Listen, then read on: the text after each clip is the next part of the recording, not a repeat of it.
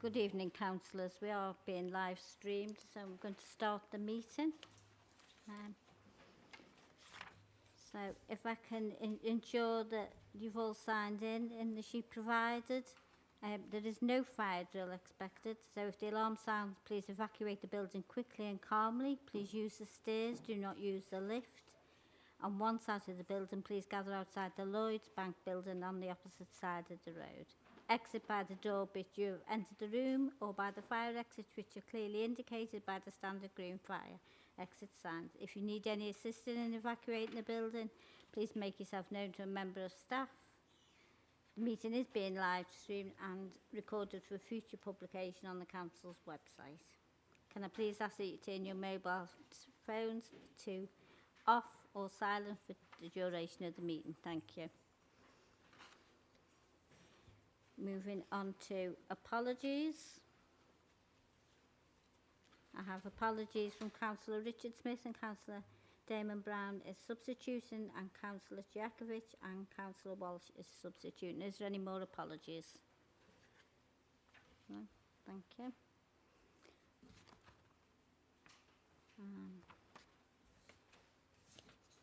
At this point, I usually ask for signing of the minutes, which I haven't got, but it was rather a short meeting last time.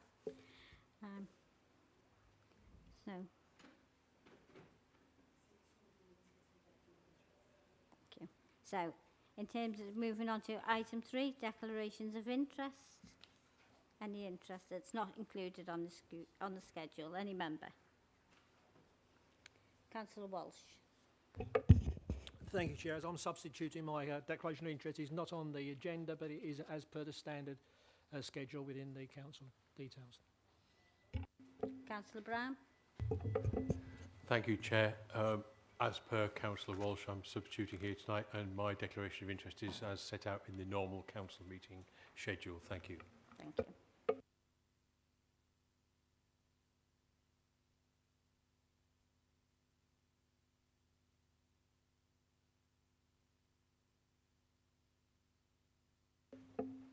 Thank you. So, declarations of contact. Members to declare any contact received relating to the applications on the agenda. Any member? Councillor Hammersley. Yes, I have been contacted with Tarmac with submitted their online planning. Councillor Wilson. Thank you, Chair.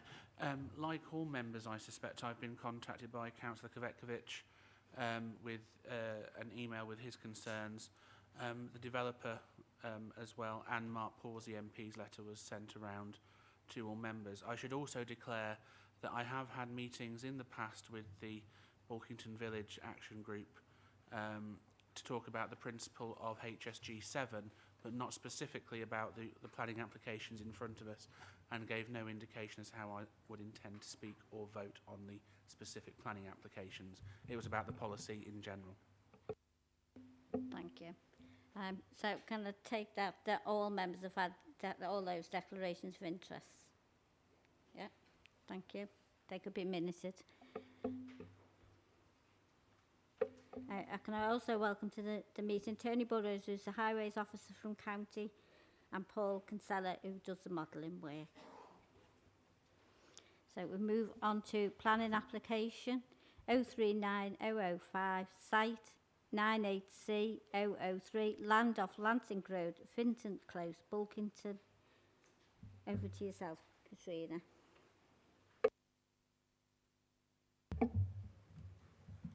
Thank you, Chair. Item 1 relates to an outline planning application for the residential development of up to 230 dwellings with access off Nuneaton Road and Bramcote Close, with all of the matters reserved. The site includes approximately 12.25 hectares of land and adjoins the eastern edge of Bulkington. The site is effectively split into 2 parcels, the northern parcel comprising land to the east of Nuneaton Road, to the north of residential properties on Arundel Road, and the southern parcel to the east of residential properties on Lansing Road and to the west of Bramcote Close. The site consists of arable land and pasture fields defined by a combination of hedgerows and mature trees. There are no existing structures located on site. The site borders the Greenbelt, and there are a mixture of two-storey houses and single-storey bungalows dating from the post-war period, as well as newer 1.5-storey houses surrounding the site. A detailed description of the site is provided on pages 10 and 11 of the agenda. Before moving on to the assessment of the application, it should be noted that a further 2 representations have been received since the publication of the agenda and the addendum. These comprise of 2 letters of objection. One of the letters of objection relates to the loss of trees and hedgerows and impacts upon wildlife and the character of the village. The objection also raises concern in relation to the impact upon the Greenbelt and the countryside. The second objection has been written by Mark Pawsey, MP for Rugby, and raises concerns that the development would significantly increase the size of the village, which would lead to a disproportionate increase in the population of Bulkington and would change the character of the village indefinitely. Concerns have also been raised in relation to the proposed access arrangements, which would impact safety and local amenities. The key issues to consider in the assessment of the application are the principle of development, affordable housing and housing mix, visual amenity and landscape character, residential amenity, highway safety and accessibility, flood risk and drainage, ecology, landscaping, open space and biodiversity, heritage impacts, contamination and land stability, air quality and planning obligations which have been requested. In terms of the principle of the development, the site forms part of the strategic housing allocation HSG7 east of Bulkington. HSG7 is allocated within policy DS5 of the Borough Plan 2019 and sets out a provision for at least 196 dwellings and a mix of dwelling types and sizes. A number of third-party letters of objection have been received during the course of the application relating to the Borough Plan review, the proposed deallocation of HSG7, and the concerns that the housing requirements set out within the Borough Plan 2019 are based on out-of-date and inaccurate census data. Consideration has been given to the impacts of the Borough Plan review, which proposes to deallocate the site. However, given the stage of the preparation of the review version of the Borough Plan, which is yet to be submitted subject to examination, and is in accordance with the advice set out within paragraph 48 of the MPPF, the proposed deallocation of the site can only be afforded limited weight in the decision-making process. When having regard to the location of the site and the ability for future residents to access a range of day-to-day services and facilities via sustainable transport options, the proposal is considered to represent a sustainable form of development on a site which is allocated for development in the Borough Plan. Based on the information submitted to support the application, the scheme would ensure a comprehensive delivery of the site to fulfil the strategic aims of the plan, and in particular the requirements set out within policy HSG7. The principle of the development is therefore considered to be acceptable. Pages 19 to 22 of the agenda discuss matters in relation to affordable housing and housing mix. A detailed housing mix based on a detailed layout plan would form part of subsequent reserve matters applications, and an assessment would be carried out by the council at the time to ensure compliance with planning policy and the council's affordable housing SPD 2020. Such details are recommended to be secured through the imposition of a condition, given that the local planning authority are not in a position to fix a housing mix at outline stage, where the number of dwellings planned for the site is yet to be determined, and given that unit numbers are likely to have a bearing on housing mix. Additionally, the number of bedrooms for each dwelling necessarily informs issues of scale and layout, and therefore a condition requiring a final housing mix to accompany any reserve matters application submitted is reasonable and necessary. Subject to the imposition of planning conditions relating to housing mix and to secure 35% accessible and adaptable dwellings, and subject to the applicant entering into a Section 106 legal agreement to secure the appropriate policy compliant level of affordable housing, the application is considered to be acceptable when having regard to the provisions of policy H1 and H2 of the Borough Plan. An illustrative master plan and an outline parameters plan have been submitted to support the application. The illustrative layout shows that the 2 sections of built form would be connected by central open space, which would feature biodiversity-led surface water management, integrated play provision, public open space, central open space, footpaths and cycle routes, and strengthened boundary vegetation. The layout submitted generally aligns with the HSG7 site concept plan provided within the concept plans for strategic allocations SPD for HSG7. It should be noted that based on the illustrative details submitted, the proposal would result in an increased area of open space in the northern section of the site and increased buffers to the northeastern boundary over and above those shown on the council's site concept plan. While scale is a matter reserved for later approval, the proposed development is based upon a maximum of 2 stories for houses and 2.5 stories for apartments. The proposal would evidently have an impact on the landscape character of the area. However, its impact is not considered to be significant to warrant a refusal of outline planning permission, particularly given that the boundary vegetation against the countryside and the greenbelt backdrop could be secured at the relevant reserve matter stages. In addition, the acceptability of the proposed house types, the scale, appearance and layout of the scheme would all be matters to assess at the relevant reserve matter stages. Overall, the visual and landscape impacts of the proposal are not considered to be unacceptable to warrant a refusal of this outline planning application. With regard to residential amenity, as this is an outline application, the layout and scale of the proposal are not being considered at this time. Any future reserve matters applications would need to ensure that the distance standards are met in relation to existing properties and those properties within the site in compliance with the Sustainable Design and Construction SPD 2020. The house types will all need to comply with the nationally described space standards, and all plots will need to have sufficient private amenity spaces. Concerns have been raised by neighbours in relation to noise and disturbance impacts, particularly during the construction period. Additional noise and disturbance is considered to be a temporary and unavoidable manifestation of any development project. However, conditions are recommended to be attached to any permission granted relating to construction hours and to secure a construction environmental management plan, which would ensure that the impacts arising would not be unacceptable. An environmental noise assessment report has been submitted to support the application, which does identify some elevated noise associated with road traffic and affecting those properties nearest to the main road. The council's environmental health officer has been consulted on the application and raises no objection, subject to the imposition of a condition to secure the submission of suitable noise attenuation scheme to meet the standards for internal and external noise levels. Whilst concerns have been raised relating to compatibility between existing tree coverage and shading impacts, such issues could be addressed at the relevant reserve matter stages, and it is not recommended to approve any illustrative details which have been submitted as part of this outline application. Subject to the imposition of conditions, the application is considered to be acceptable when having regard to the residential amenities of existing and future occupiers. Pages 25 to 29 of the agenda set out a detailed assessment of the highway safety impacts of the scheme. A transport assessment has been submitted to support the application, along with various technical notes and emails. The County Highway Authority have been consulted on the application, and a detailed dialogue has been carried out between the planning officer, the Highway Authority, the agent for the application, and the applicant's transport consultants throughout the application process. The application proposes 2 separate access arrangements to the 2 parcels of the development. One access leading onto Nuneaton Road and one leading on from Bramcote Close. An isolated junction assessment of the proposed new access onto Nuneaton Road shows that the access operates without any significant issues and with minimal queuing or delay. Suitable visibility displays would be secured, subject to securing off-site highways works via condition to alter the bus stop layout on Nuneaton Road. The County Highway Authority have advised that there are multiple options available that could be suitable, including moving the bus stop further northwards or including a yellow bus stop box.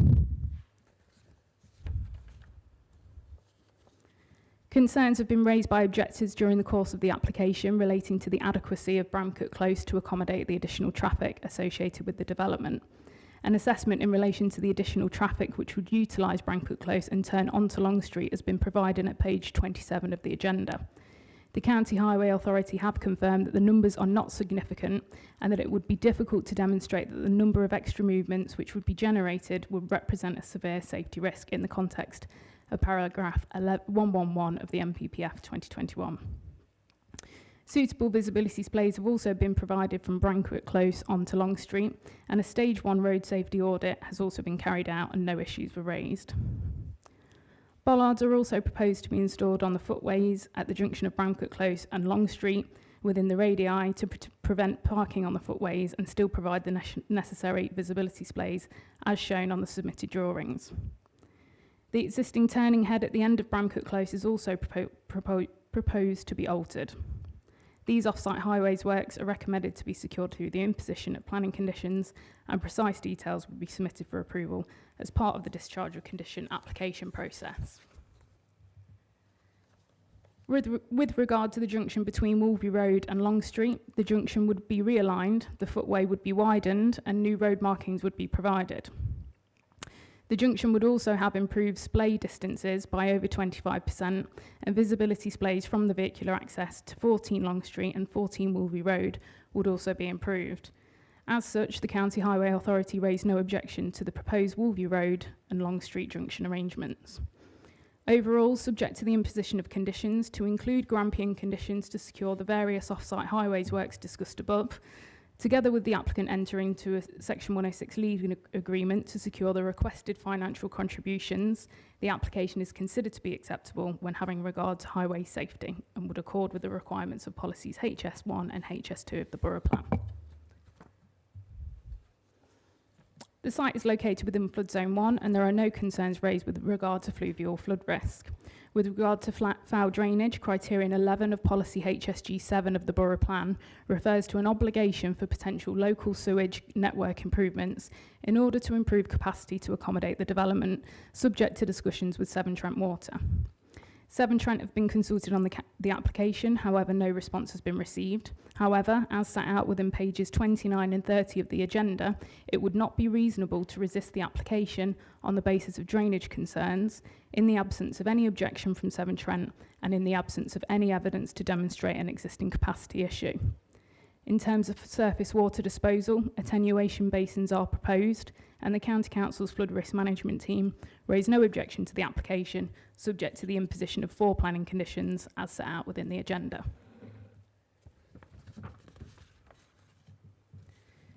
Pages 30 to 36 of the agenda provides an assessment of the ecological, landscaping, open space and biodiversity impacts arising from the scheme. No ecological concerns or impacts upon protected species are raised, subject to the imposition of planning conditions. In addition, it is considered that a biodiversity net gain would be secured in line with the requirements of policy NE3 of the Borough Plan 2019.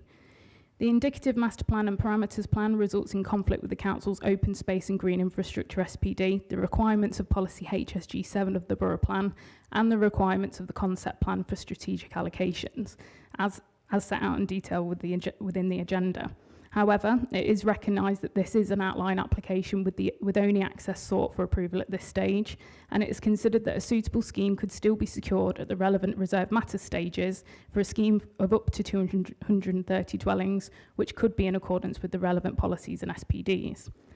When having regard to the scope of this specific application and the minimal ecological, landscaping, open space or biodiversity impacts arising from the access elements of the scheme, it is considered that the application would not warrant a refusal of planning permission on the basis of the conflict arising from its indicative plans.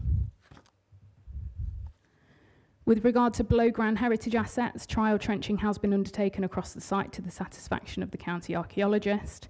The county archaeologist is of the opinion that the proposed development is unlikely to have a significant archaeological impact and no further conditions are required to be imposed upon any permission granted.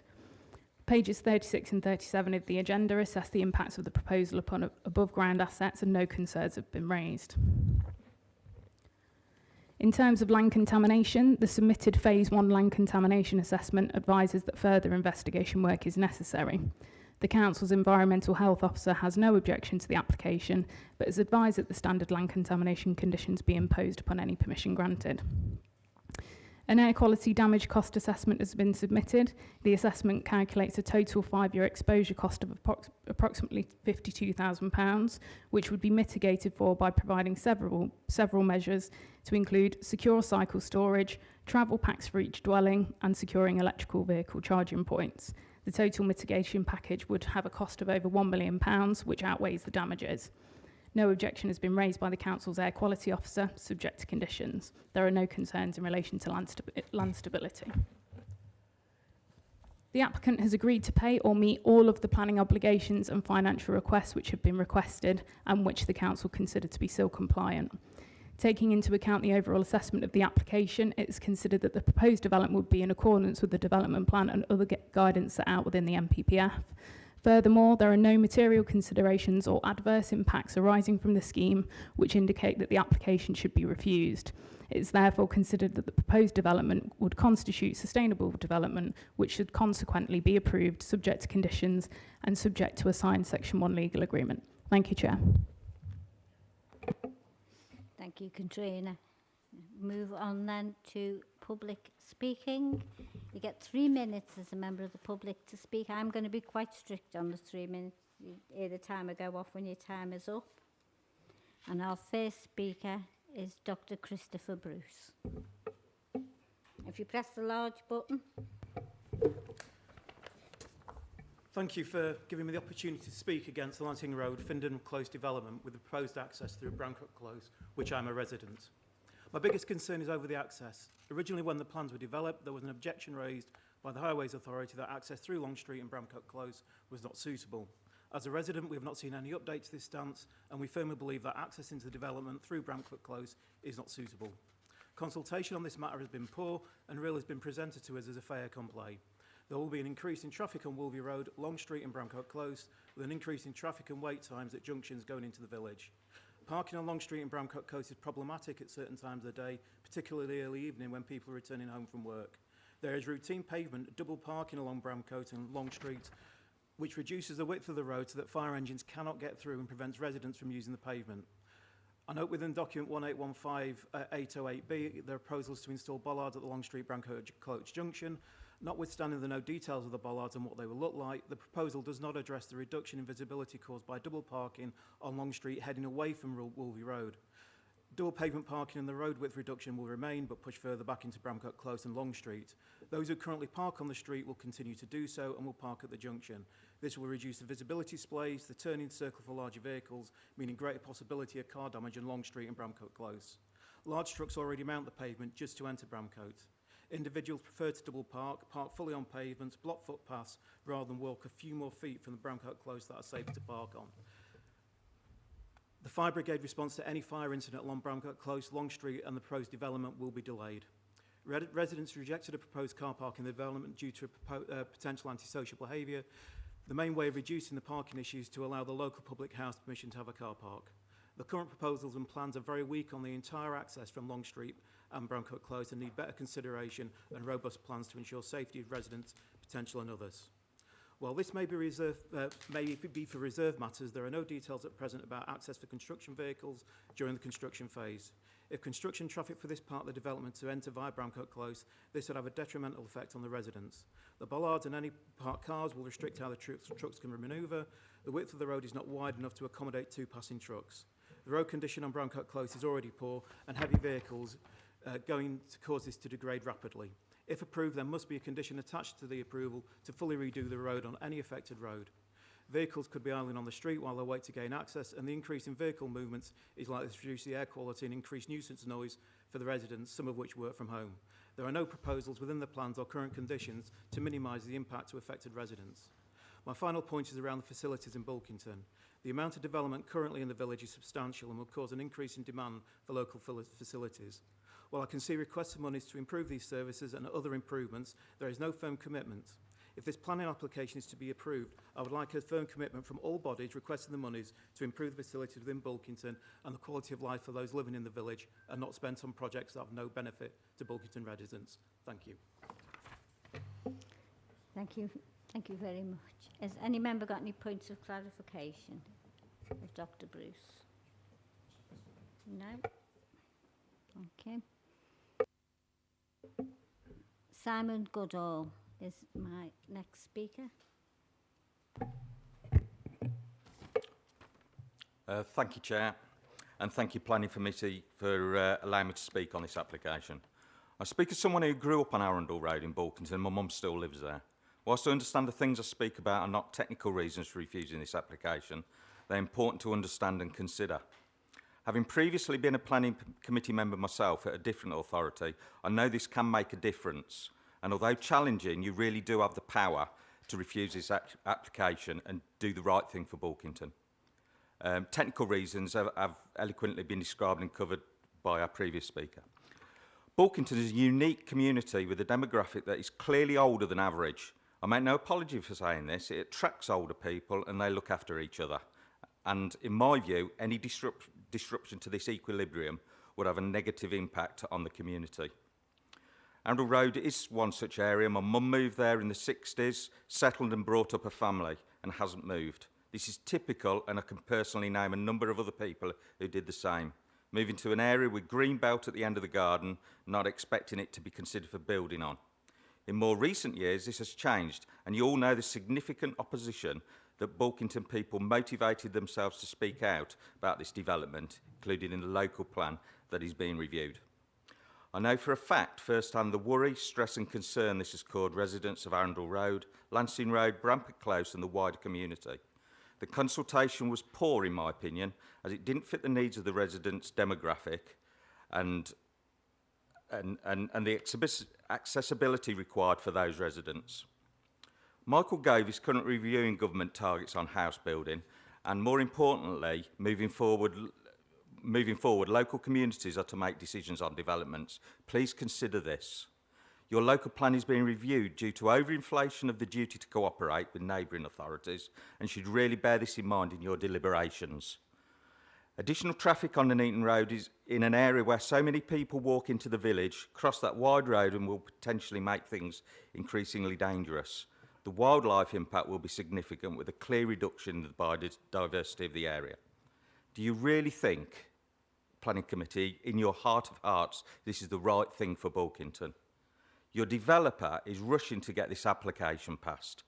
They well know that the potential for this site being unavailable in the future.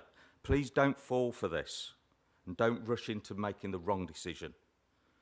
You have this once-in-a-lifetime opportunity to do the right thing for this stable community and refuse this application. Saying that, I would kindly request that if committee do press ahead, then a condition be placed for the Section 106 monies to be spent in the locality of Bulkington to benefit proud Bulkingtonians and not other towns within the authority. Thank you very much for listening, Planning Committee. Thank you. Has any member got any points of clarification? No.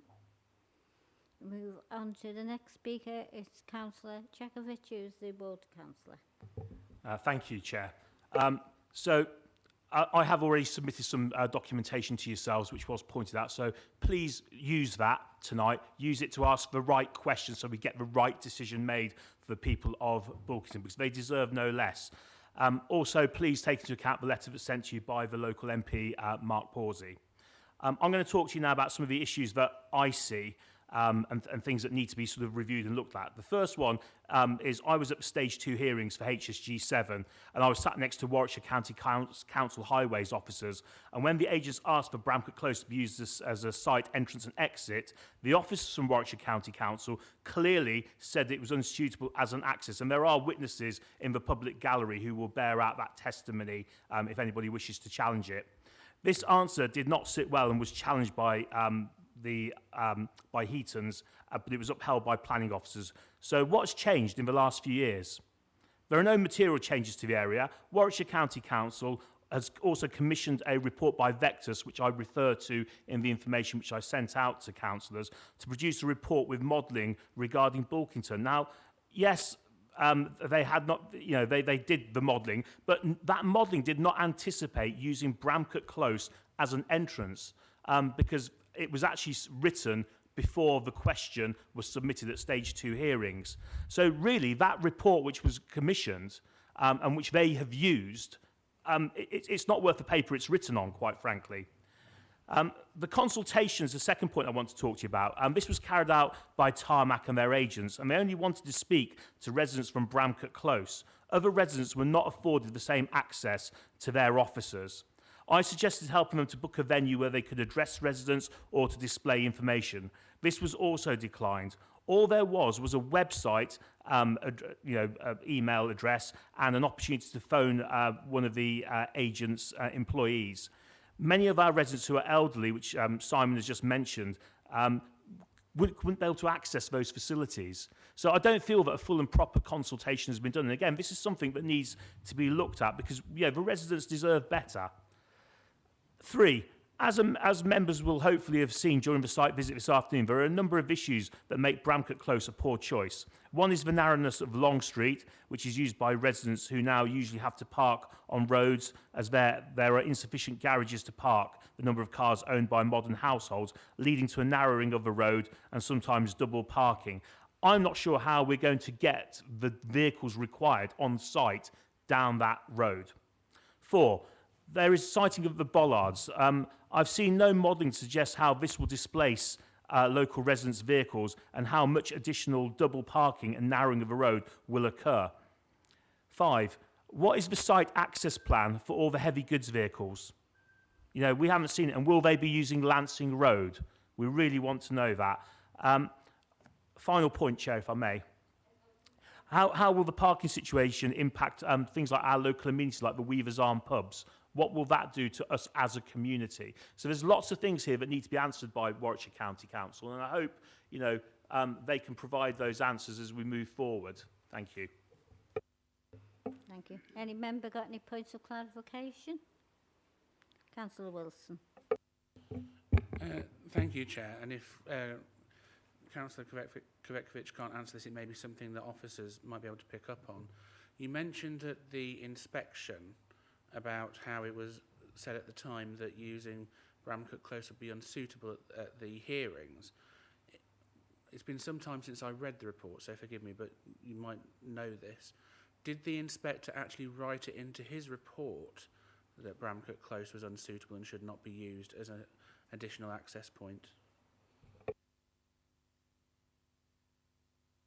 I don't know, Councillor Wilson, if I'm being honest with you. I know it was said, because the question was asked. I know what Warwickshire County Council's highway saw.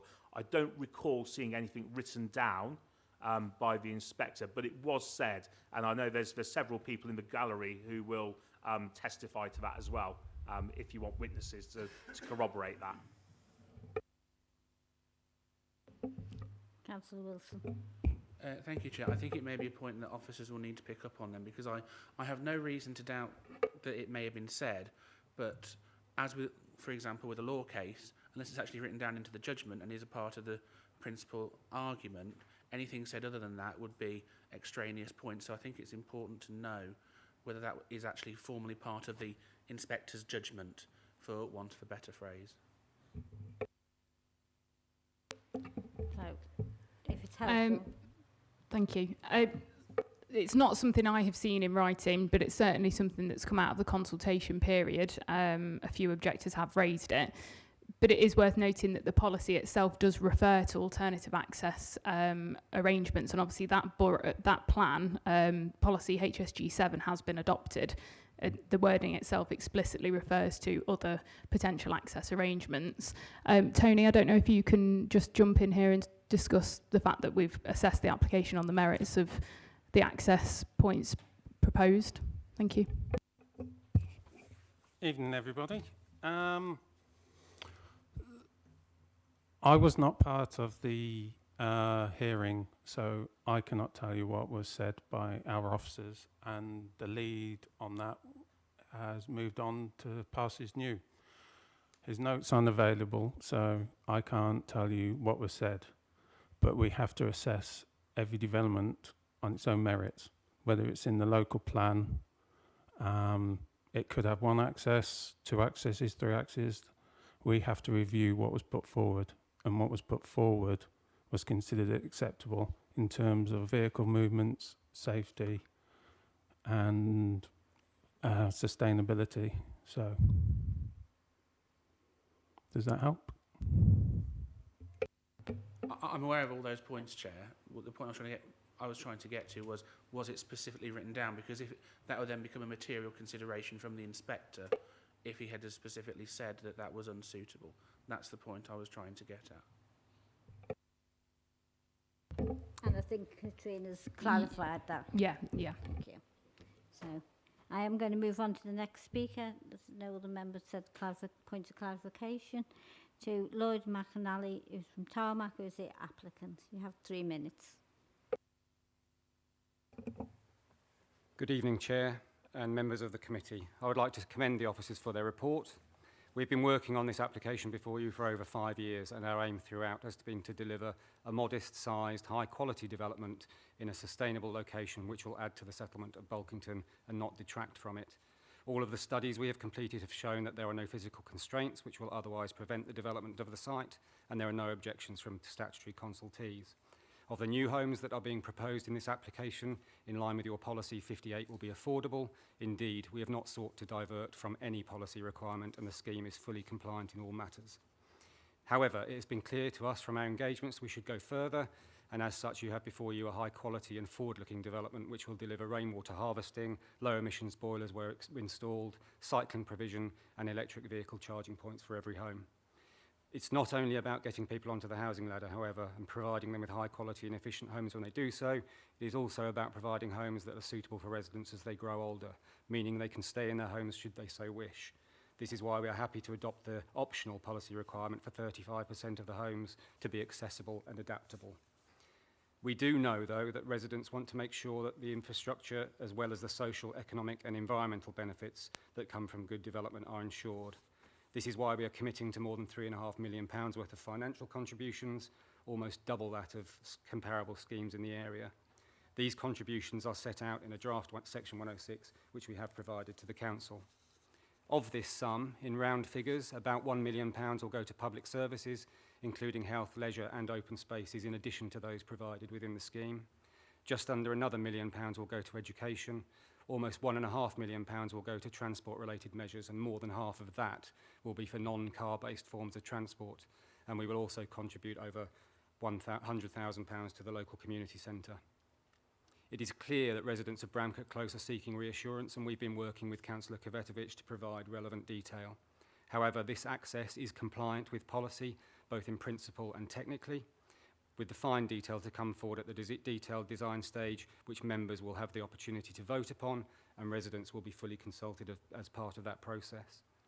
The land that forms part of this application has been envisaged as a suitable extension to Bulkington to cater for the growing needs of the community for decades, and the development of the Haddon land and connection to it through Bramcote Close is what was intended when those properties were originally constructed.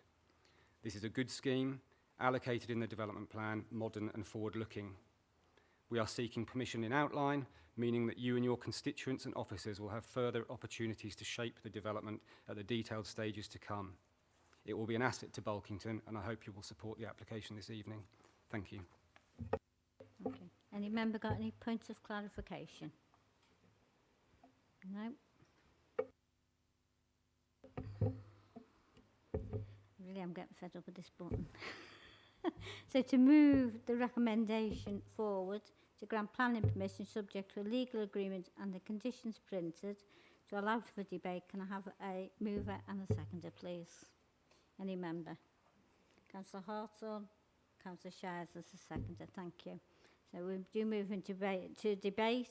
Can I remind members we are only debating highways and access issues. Everything else, if this is approved, will come in the next planning application stage. So, any member? Councillor Cape. I've got two questions. One's just for my own information. On page 17, it says that the deselection of the land can only be afforded limited weight. How much is limited?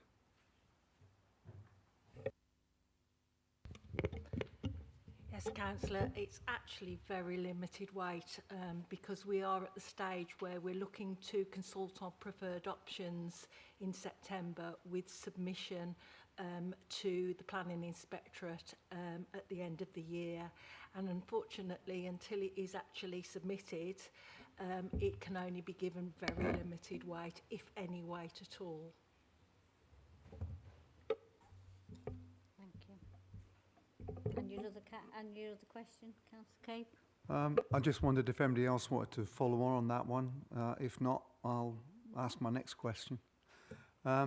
When you say that the access was always envisaged from Bramcote Close to join up as part of a grand long-term scheme for Bulkington, can there be any assurances given that it won't be used as an access for site building?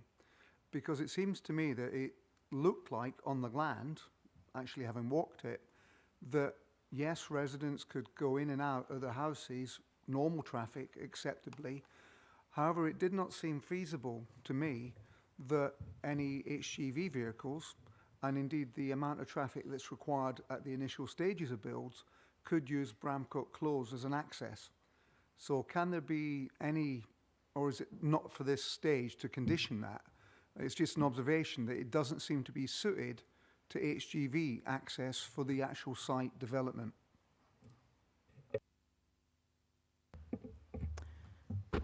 Yep, so this is something that we can control at this stage. We have recommended a condition to be imposed, so we haven't got those details from the agent at this point, and that's quite usual to not have a construction management plan submitted with an outline application. Once they submit, it's actually construction environmental management plan that they'll be submitting, but once they do submit that as part of a discharge of condition process, the County Council, the Highway Authority would be consulted. And if Bramcut Close is deemed to be unacceptable for whatever reason, then that discharge of condition application could be refused. Obviously, the applicant will be aware at this point, you know, of the concerns raised in relation to using Bramcut Close. But it would be a matter of, you know, if the land is sold on, then the condition is in there, and that obviously runs with the land. So whoever is developing it will need to be, you know, submitting appropriate details via condition. Councillor Hammersley. Thank you, Chair. I have got quite a few questions, a lot for highways, and you'll have to bear with me as I go through them, and please stop me at any time. And if I step out of turn, I'm sure somebody will bring me back on track. So obviously this panel is on with an open mind for everyone. We don't have sides on anything. So I'll start with first question, page 16, paragraph 5. And this is about access, etc. But to note, the emergency access route to connect the two parcels. And at this point, just bear that in mind, because later on, I will come back to that one. And page 17 and 18, there are objections from MBBC planning policy team, but no objection from National Highways. And again, highways, I will come to this one later on. So, question 3, page 19 on responses. On question 14, concerns at the Borough Plan consultation, Highways Authority did not want the access into the development to come off Bramcut Close. And if I'm covering questions that somebody have already asked, but again, this appears to have changed. And question 15, has this been resolved on the concerns relating to deeds and right of access? Maybe if you could, as I go along, stop me on some of these questions, if that has been resolved. Or I have lots of questions.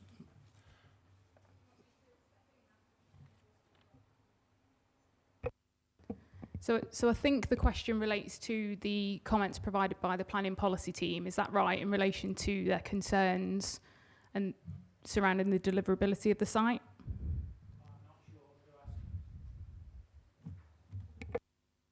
I'm not sure where the question came from. It's just, I'm quoting from page 19, item 15.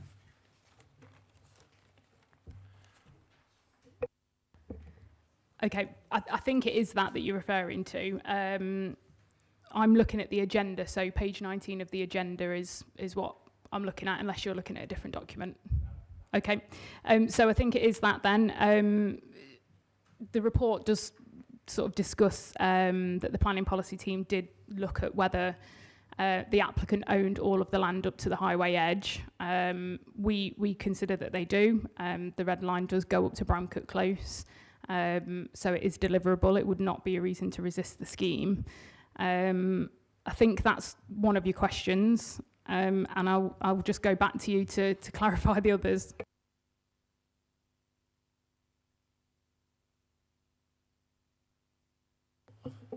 Councillor Hammersley.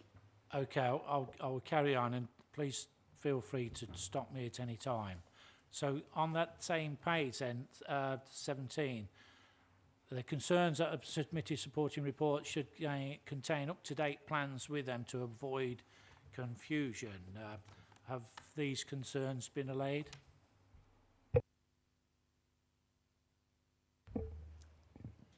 Are we talking about page 17 of the agenda again? Which paragraph? Page 19. Are you talking about the consultation document, not the agenda in front of us?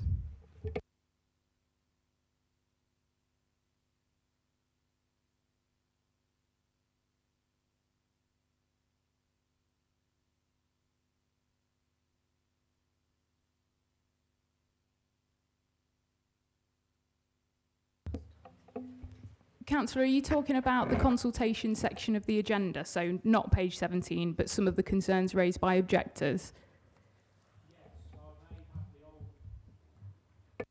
I may have the old one, which I've been looking through.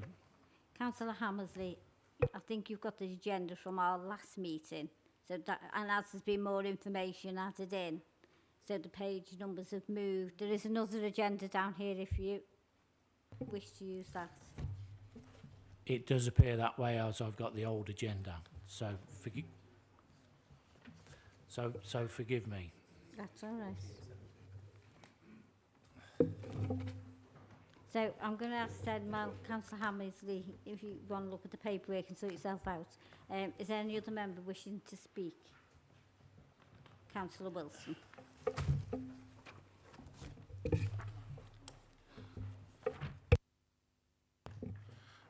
Thank you, Chair. I suspect I'm going to feel like a broken record over the next few planning applications committees, because I did this at the last one as well, I think. The problem that we have today with the outline planning application, as I understand it, is we are considering also the principle of development on this site.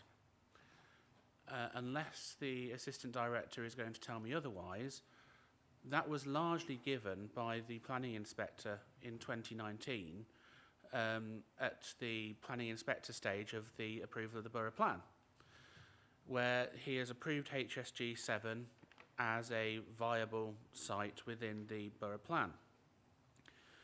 Therefore, we need to have an almighty set of objections to actually overturn that presumption in favour of development, i.e. something comes up with highways, etc., which would make the scheme unviable to deliver, because as I read it, the principle of development has been effectively granted.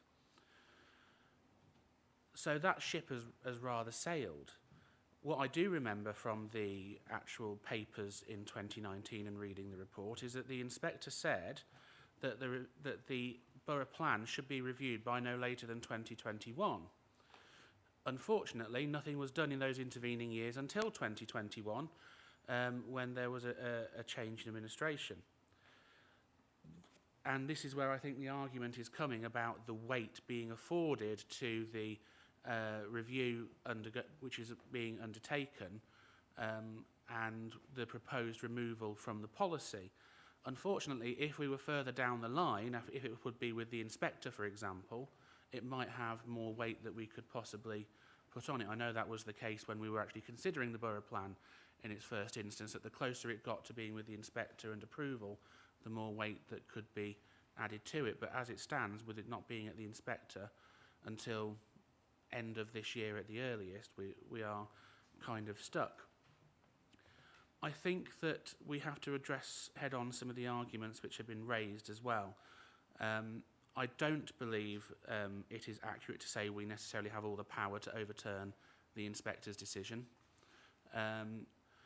Whilst I don't disagree with a single word which has been written by Mark Pawsey MP, for example, reading his letter, it would be rather like me trying to overturn a judgment of the court I disagree with, or a law of the land I disagree with. Whilst I might not necessarily like it, it is the law of the land, it is an act of Parliament, it is a judgment of the court, unless or until it is overturned. We are not at that stage. We are trying to do that as a council, But the reality of the situation is we are not. Therefore, the borough plan, with all its imperfections, and I completely agree with them, and as residents in Whitestone and other members will attest to, I had to fight the exact same issue because my plot of land in Whitestone was added at the last minute, specifically because of the numbers issue with Coventry. But the inspector, in his wisdom, decided that the numbers, in his view, at that time were accurate. They have subsequently been disproved, but until the borough plan is changed in the review, those numbers stay. I don't agree with them. I think they are wrong. But as I say, if it is within a legal document, and the inspector sits in a judicial capacity effectively, that is his decision. So I have to look for any other planning reason to refuse it. And I can't find any at the moment, unless highways give us a reason, because that's really the only leg we have to stand on at the moment in terms of refusal. Highways have said nothing that would give us anything to refuse it on. And if this committee were to try and invent its own reasons without due backup or evidence, the applicant would most likely go to appeal, and he would win. That again is a stark reality that this committee has to face. And we would have to bear costs if we lose, which we probably would, in my opinion, based on other cases which this council has had to fight with the inspector. And having seen some of those bills of costs come through, they have been in excess, with larger applications, of £250,000. That is money that we cannot afford to waste as an authority. Bulkington does have its own special charm and characteristic. I'm not going to deny that, but you could say that about almost every other place in the borough. Everyone will find their own special charm or characteristic about it. And as one of the speakers said, yes, it is primarily elderly at the moment, but those people started off there with families of their own. There are people, and as time changes, Bulkington's character will continue to evolve. And the test of a community, whether it likes it or not, and I know it won't like it because I've spoken to a great many of them, is how it continues to evolve and bring those people into the community. So whilst I 100% agree with the principle of what a lot of these people are saying, the legal framework I am bound by at this stage does not allow me to support them without giving this council disproportionate costs, which I don't have to bear at the end of the day. It's the taxpayer who will have to foot that bill, and we can't afford to. So reluctantly and with a heavy heart, Chair, I will have to vote with the recommendation because there is no legal method for me to overturn it that would be upheld at appeal. Thank you, Chair.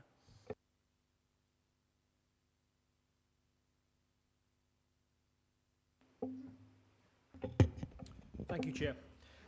Obviously, having had the site visit earlier today, the application we're looking at, where we have two specific parcels of land in theory, one is dependent on the other. So in terms of access, the requirements regarding a two-way situation or two access points, the one leading off of Nuneaton Road is quite a clear road, but obviously when we talk about Bramcote Close, it's a totally different entity. Now, we talk about, obviously, width of access. Now, I paced it out, and my colleagues, friends over there will state that the measurement of that road is about 18, if we said 18 foot, give or take, which equates to 5.5 metres, is that right? Okay. So if we look at requirements for access for fire engines and the like, at the moment in time, Bramcote Close is a very short cul-de-sac, which means access via fire engine, etc., hasn't got to go down there very far. But when we start building in excess of another 100 houses in that lower field, that then means, obviously, requirements for access is increased from the purpose of a fire engine, etc. According to Google, masterminds of Google, they require a minimum width of 3.7 metres curb to curb, which is obviously it's a lot wider.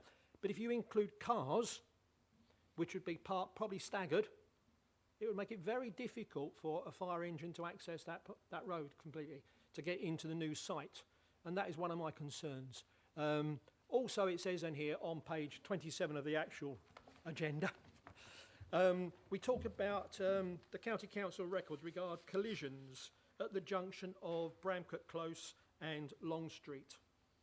Now that's currently, given the fact that Bramcote Close only contains probably 13 houses. Thank you, Councillor. 13 houses. We're now adding to that 100 houses. So, you know, given it's stating that there's been no collision records, fair enough.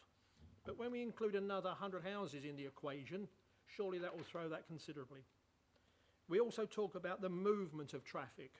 And it says here that we've got one extra movement in the morning and possibly an extra 3 or 4 in the afternoon in comparison to what it is currently. Again, we're talking 100 houses, potentially, plus at least one car per household, if not more. We've got movement to schools, we've got movement to work. I can't see how we can talk about one extra in the morning and 3 or 4 extra in the evening. That's just not, I mean, this might be modelling via a computer, but this is not reality. So I don't consider the details we've got here in terms of traffic movement and the potential accident risk factor as, figures that we can actually utilise in this method. Thank you, Chair.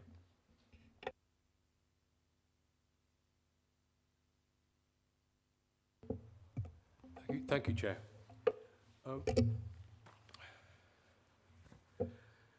Just pick up on the point that Councillor Walsh has just made about traffic movement. I counted the number of houses recently that access Long Street as it exists now. And then I factored in the number of houses that will be built on the part of this site as a result of this development. There's currently only around 50 properties that access Long Street from Bramcote Close area. So we are going to more than double the amount of traffic that accesses Long Street in that area. Yet we're supposed to believe from the figures that are being given here that this will only generate 1 additional movement at AM peak time and 4 at PM peak time. Clearly, the figures here that we've been asked to believe are nonsensical. We've then got a situation where we looked at some modelling for the junction with Long Street and Wolvie Road. That's quite a complex junction there, but the modelling that we saw only dealt with the northern part. There was absolutely nothing to show what the impact or any changes that would be necessary to the southern part of that junction are required, and there would need to be some sort of remodelling.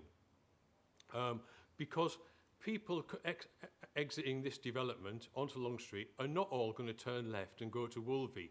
Yet to look at the modelling that we've seen, that's what's being presented. It assumes nobody turns right and goes into Bulkington to try and get towards Coventry or Bedworth. There's zero modelling whatsoever as to what the impact on the junction with the B4109, the Coventry Road, the 2 mini roundabouts that give access from the centre of Bulkington. I just consider that the modelling that's been done in response to this application, it's inadequate. It doesn't take into account the reality of the situation that people live in. Now, I mean, I'm a local resident. I cycle along these roads a lot. And I know for a fact that people leaving towards Wolvie are accelerating towards the countryside. People coming in from Wolvie are decelerating because they're being open countryside, 50 miles an hour. A lot of them are still doing more than 30.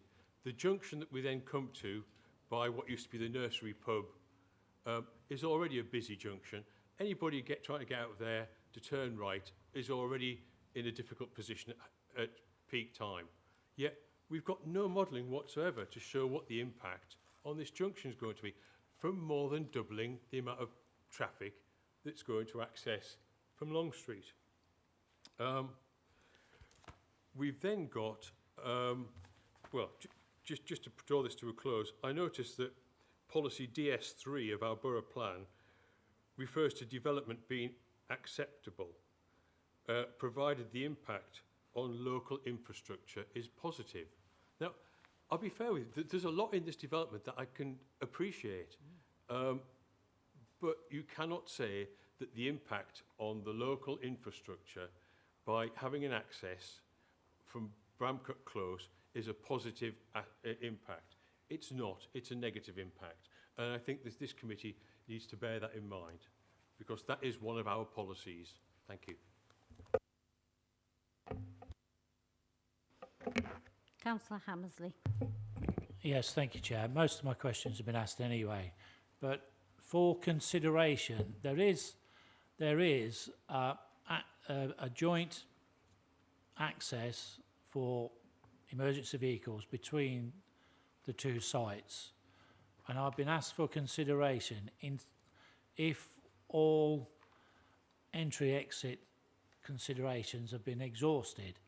But this one may be for consideration, and it's not from me, it's from some residents, that if this emergency access between two sites is likely to be a road, is there any possibility, instead of going out of Bramcote and the others, maybe only for footfall and cycle routes only, that this emergency road could be taken into consideration for full access in and out of the site for both estates? And maybe the entrance we were shown today, if it could be moved slightly farther up to form a crossroads and traffic lights, these are only considerations, they're not my ideas, where the bus stop and the lay-by is, so that there is a means of coming and going onto a main B road instead of onto the smaller roads which have already have been spoken about not being suitable. So this was a consideration, if it could be looked at, if the main road in and out could be used, and using the road for the emergency vehicles to join the two sites up. Thank you, Chair. Members have asked various questions, so I'm going to bring Councillor Shives, do you want to come in before I bring highways in? Thank you, Chair. I was just listening to everybody else really and sort of trying to pick up on some things, and I think I've said it at previous planning meetings that a lot of the figures that are being put to us by the county council are flawed. You know, they're put to us to make it look like there's going to be no impact on access on the roads, on generally the air quality, etc. They put speed set at 30 mile an hour at 25 mile an hour. And sort of putting forward that, you know, of the small amounts of growth there's going to be in traffic. And from somebody who's representing an area where they've had absolutely overdevelopment, the figures that are put forward, the way everything's explained to make it look like it's all okay, they're just not reflective of today and everyday's life. If you imagine that 1 4-bedroom property with children, young people now living with parents for a lot longer, you can have 4 cars at 1 4-bed property. If people are buying 4 or 5 beds, it's usually so that their young adults can live with them, going to work, etc. 4 or 5 cars. And I just wish that when they would look and put these figures together, we would actually look accurately of how we are in this day and age. Because yes, communities are changing. We need to develop and we need to move forward. But with regards to access, if people actually parked legally, there would be far less access for a fire brigade to get through, as we're talking about Bramcote, as opposed to if people park illegally, which then prevents access on the pavements for people who are in wheelchairs, for people who have pushchairs, people who have double pushchairs. So no matter whatever way you dress it or however you try to make it look well, you are automatically discriminating against people with regards to lack of emergency services or lack of access on a path. There is no other way of you can do it. And we have sat through many of these meetings where county council, where developers have said, oh, you know, this fits within that, this fits within a perfect world of what you would like, that's true. But within 2018 to 2027, the demographics are going to be changing. People are going to be living in bigger households for longer, and people are going to be having cars. More 16, 17-year-olds now have cars. Ryde Avenue is absolutely, because we've got the college at Higham Lane, is littered with cars, with young people parking cars on the path, meaning that the elderly residents around that area can't use the path and are going into the roads. If we've got an area where it is an older demographic, yes, that will change and we will have more families coming in, but actually all you're doing is saying, well, you know, that's great, sorry about that, we anticipate this because this looks better for us to fit within our borough plan and to within statutory law, but actually it is not reflective of the communities. And as far as I see it, is breaking equality, because what you're saying is if you park illegally, you're breaking the law. But if you park legally, you can't get a fire truck or you can't get emergency vehicles down there. And the impact of actually on current roads, when you have developments going through, as we can say in Camp Hill on Queen Elizabeth Road, where they have just had constant, it has cost the council an absolute fortune in continually putting in filling in potholes, and it's also costing residents. So what actually are developers going to do to support that cost, to ensure that main roads where they've got the developments are actually being looked at, so residents and the council aren't actually bearing that cost? Thank you. I am going to bring highways in at this time. There's been comments made by members around the modelling way, the movement of cars, so if you could address those issues, please, and any others you've picked up. Thank you. Right, where shall I start? Emergency access route. It's 3.7 to get down, it's the total width. The vehicle isn't 3.7 metres wide, the vehicle's only 2.5 or less. They need 3.7 so they can get to both sides of the vehicle to access whatever they need to. But the actual width's 2.5. And whatever the access is designed as, we would have to have a swept path analysis to show that the largest vehicle used by Warwickshire Fire and Rescue can actually go up and down there safely. So that would be looked at as part of the reserve matters.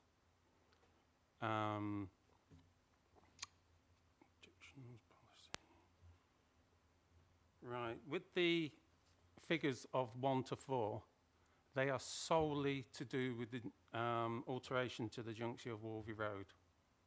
That's purely, those figures are just with that. It's not for the rest of the development, it's purely for that junction. And that is the right turners, so from Wolvie Road, turning right in towards the site, and then right again. That's purely that movement, AM and PM. It's not for the whole development. Brown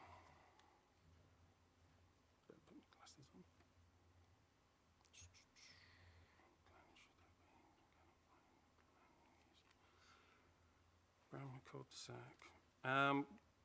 100 houses. When we get up to about 150, it's our policy that we need an emergency access. That is why we're asking for an emergency access through the site into Nuneaton Road. If there was less than, I think it's 60, we would not require an emergency access.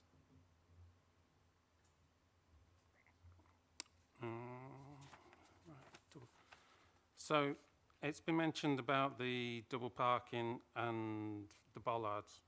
The bollards are there to protect pedestrians using that footway purely and to protect the visibility displays. You're not supposed to park within 10 metres of a junction, and we all know people do. And what can you do other than get enforcement? So we either go down the police route, or we put double yellows down everywhere and nobody parks anywhere near it because we'd have to extend it fully. And then you've got the cost of enforcement, and then isolation as well. So you've got to get somebody out to enforce that. So it's other costs that you've got to factor in. But it is a possibility. Speeding. Speed surveys have been done. The applicant has done many speed surveys to show what the speeds are to calculate the visibility displays. And it's fact. You know, the ATCs, the traffic counts have been done for a week. It's counted everything. The weather's taken in as a factor. You know, it is what it is. Joint access between sites. Now, for a road to be constructed, if you are going to go down those lines, if you want the site to be adopted, you would have to have a minimum width of 9.5 metres through that pinch point if the site's going to be adopted. But we haven't assessed that. All we've assessed is what's been put in front of us. We haven't assessed Lancing Road. All we've assessed is Nuneaton Road, Bramcote Close and Long Street and the effects of the junctions around there.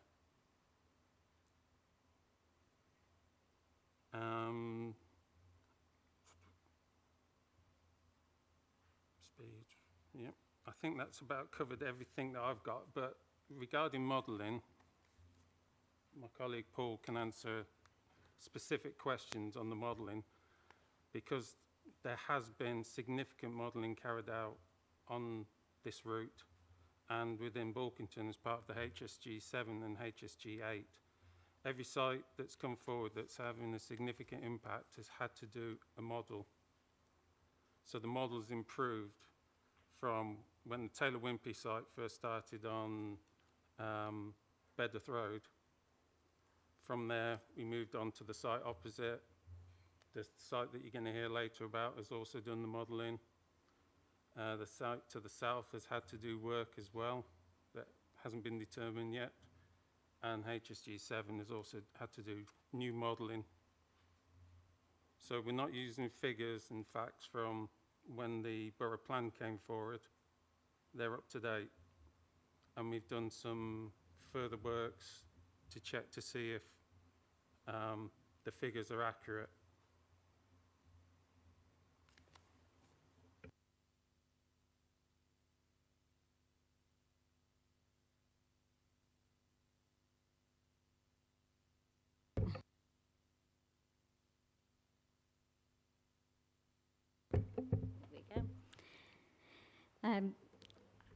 I have had a couple of more members indicate, so I'd like you to keep it as concise as you possibly can. So I've got Councillor Hammersley, Councillor Cape, Councillor Green, did you indicate? No. And Councillor Brown. And Councillor Pandey. So you're all coming in now, and Councillor Watts. But I am going to ask that you keep it succinct and try not to repeat anything anybody else has said. Councillor Hammersley.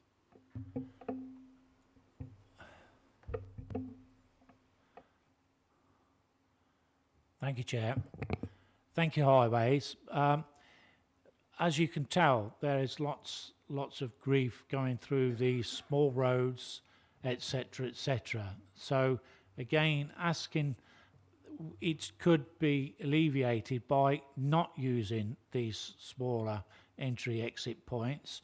And if you could consider the suggestion or consideration that if the emergency route joining the two sites could be made to a two-way traffic, there is a pinch point which I did ask you on earlier, whether that could be not a pinch point, and then the entry-exit would be onto a major B road. So all the extra or work on Long Street, Wolvie Road, on Bramcote Road and all the smaller roads, if the site is carried on, I'm sure those people would be very happy if they haven't got lorries and traffic going through those tiny roads which appear to be unsuitable. So if it could be looked at, residents would be grateful. Thank you. Thank you. Members, obviously, just to reiterate that you have to look at the proposal that we've got before us this evening. Obviously, that proposal has been assessed by our highways experts, and they have agreed that it is acceptable. So just to remind you that we do have to look at the proposal we've got in front of us tonight.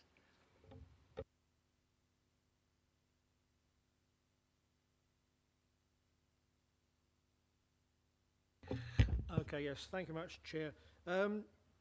Just one point here, obviously, subject to what you've just said, Officer. We're looking at this specific application, and the modelling that we have details here are purely for this application. But when we look at the whole of the Bolkington scenario, we've got the two sites coming off of Bedworth Road, we've got this site here, we've got the site coming off of Coventry Road. Now, individually, they may not be causing a problem as such, or they may be causing a minimal problem, potentially. But when you put the whole lot together, it's a totally different equation. And I appreciate what you've just said. Councillor Walsh, can I just stop you there, because we have got to look at this development. I appreciate that, as it Chair. is. We can't be looking at other pieces of land and what if. We've got to look at this development in front of us, this application in front of us. Unfortunately, that creates a problem to the councillors here on the committee, in so much as, you know, we're looking at the whole of the situation. I know we're looking at individual at this moment in time, but we have another case coming up following this one, another application in Bolkington. And there's another problem from that point of view. Now, I do accept what you're saying, but it is a very awkward position to be in from a councillor's point of view, having not to be able to look at the whole picture and only one aspect of a jigsaw. Thank you, Chair. Thank you, Chair. We went this afternoon to Bramcote Close, and council, like highway officer was there, and both side car was parked. I just want to ask if anything happen, is it ambulance or fire engine can pass through what you have seen today? That's all I want to ask. Thank you.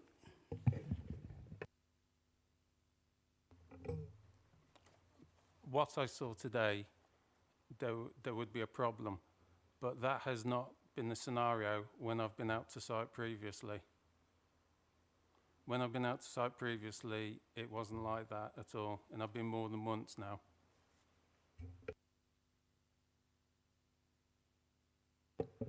Hi. It's going back to, I think, one of my initial questions, which was the answer I got at that time was that we could condition Bramcote Close, we could, as site plans are actually hardened up, that it's at that stage that we can request and condition, for example, the movement of HGVs and the site construction plan. So that's kind of answered that question for me. And also when Councillor Wilson talked about the fact that the limited weight that we can give, I'm clear on that one, so it's straight back to highways again on the modelling. On the modelling that you do, is it purely on the residential traffic once it's been completed, or does it also include the statistics or projected numbers of HGVs that will be involved? So are they two different models or are they the same?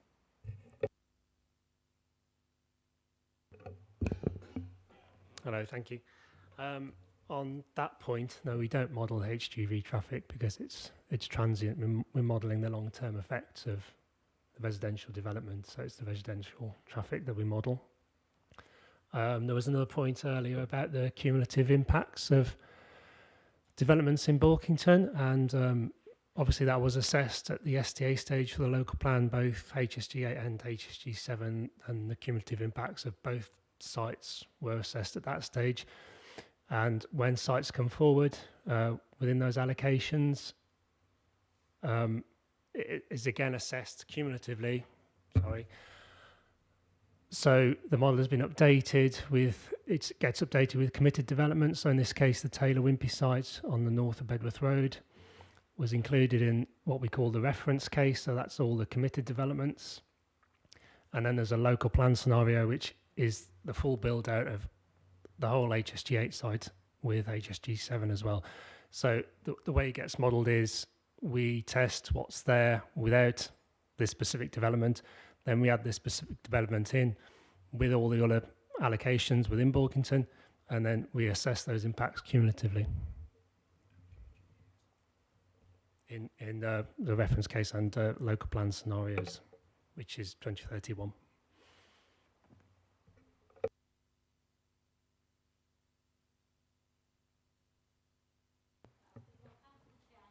It's a follow-up, because can I ask why you don't model the point at which greatest pain is felt by residents? Because that construction phase is when most of the issues that Councillor Shires and others have mentioned occurs. So in the realms of possibility, why can't we do a prediction on the impact of the actual build itself? Just for my information. Sorry, well, it's not our policy to model HGV traffic because it's transient, and we can't assess the impacts of something that's only going to be there for a short term. We can't possibly design a road to accommodate traffic that won't be there 12 months later. We're assessing the impacts on the long term increase in traffic flows as a result of the residential development or any development. Just to reiterate, Councillor, it is through the construction management plan that those vehicle movements will be looked at, and in those plans we can condition number of vehicle movements, where they go, if there's certain times of day, if it's by a school and we need to restrict it during peak school hours, we can do that, but it is through that condition on the construction management plan. That's where that type of movement is looked at.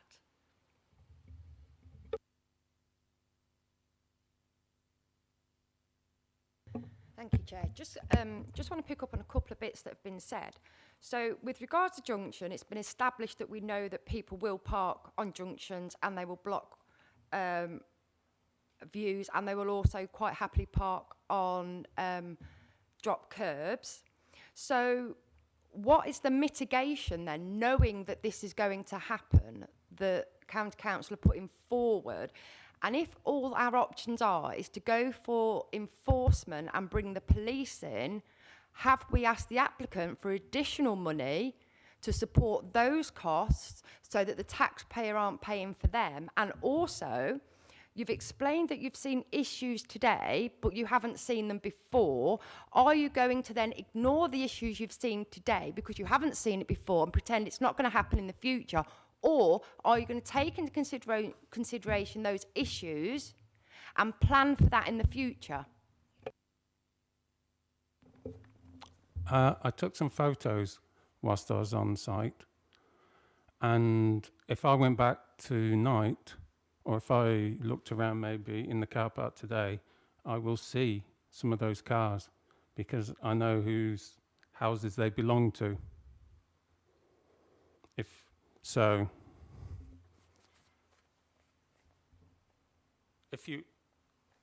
the fact is that we have to take a balanced view on this, and I have been at various times. I can't just take the view of one site visit.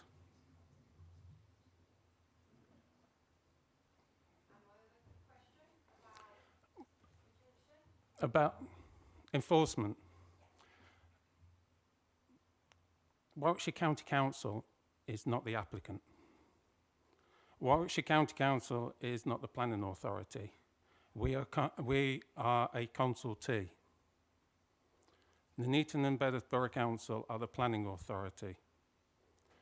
And Nuneaton and Bedworth Borough Council also do the parking standards as well. So we comment on the guidance and the local policies. So if you've got an issue with on-street parking already, then you should be contacting the police already. And if there's issues that the county council can help with, then through your county councillor, you can put forward schemes or ask for schemes to be considered. Does that help? No, so the only reason I brought it was to you is because you'd quite clearly said when we talked about emergency access that you know that people are going to be parking on junctions, etc. I believe you said that we knew that people would be parking on junctions, hence why I said, is that being mitigated? And if then it isn't for you, then I'm happy for it to go back to planning. That is there any cost that's going to be put in if we have to look at enforcement, etc. If we know, could you discuss bollards and double yellow parking? So it's just really what is the mitigation for that? What are we doing to look forward for doing that, really? And has that been put into the cost?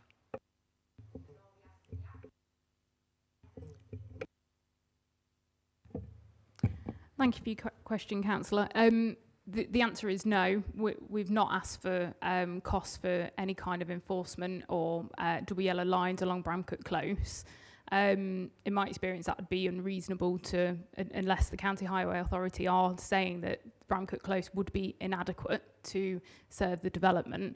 It would not be still compliant to ask the applicant to pay towards measures that we actually don't know whether it'd be an issue in the future or not.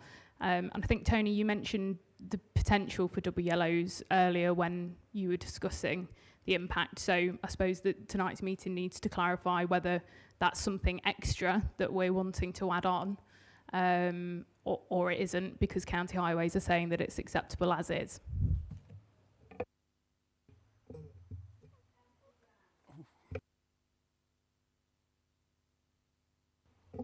Thank you, Chair. Two very quick points. To come back, I just want to make sure I've heard correctly.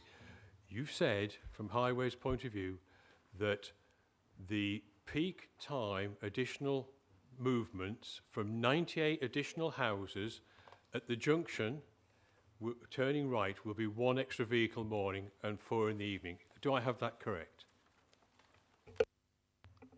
No, it's purely for vehicles coming up from Wolvie Road, turning right, and then turning right again into Long Street. It's purely that movement. It's not the movement of the whole site, it's just that single AM peak, PM peak, right and right into Long Street. Thank you. I think you've clarified my point, which is that 98 houses will generate more traffic movements in reality than you're telling us about here. And can I just clarify that the visits that you've made to the site, were they during working hours or did they include weekends, bank holidays, evenings? Because I visit that site and I've seen a similar situation to today. Yes, there may have been some cars parked there today that belong to people who might be present in the chamber tonight for one reason or another. But when people visit people in Bramcote Close, generally they've got no option but to park at the side of the road legally or partially on the pavement. And the people who frequent the local pub, it doesn't have a car park, they've got nowhere to park apart from on Long Street and the adjacent closes, legally on the road. So I just want to clarify, we all visits during office working hours. My visits were done during working hours that I'm allowed to go out onto site and to work. So I don't do bank holidays or weekends unless I'm popping past somewhere, and then I just do it out of merit. Thank you very much for the clarification. Much appreciated. Thank you. Right, I am going to move the recommendation to grant planning permission subject to a legal agreement and the conditions printed. So I'm going to ask members in favour of that, please show. You're counting. And against?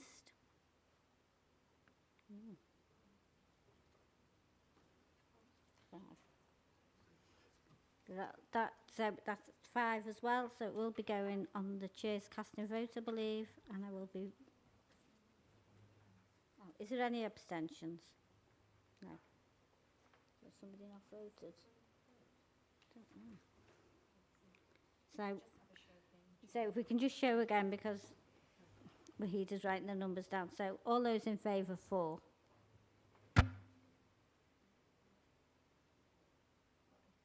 Right. And against?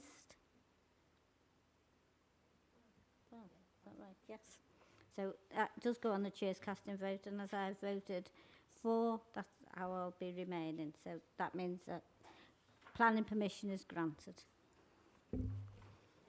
I'm going to suggest we have a 5-minute comfort break to allow people to get some water and things, because it is quite warm in here, and we'll move on to the item in 5 minutes' time.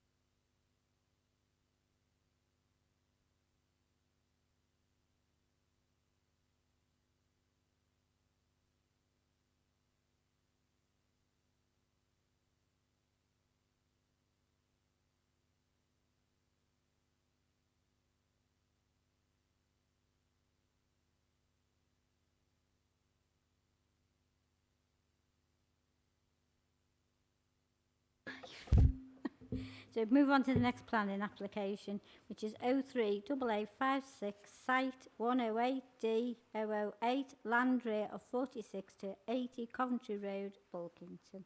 Move across to yourself, Claire. Thank you, Chair.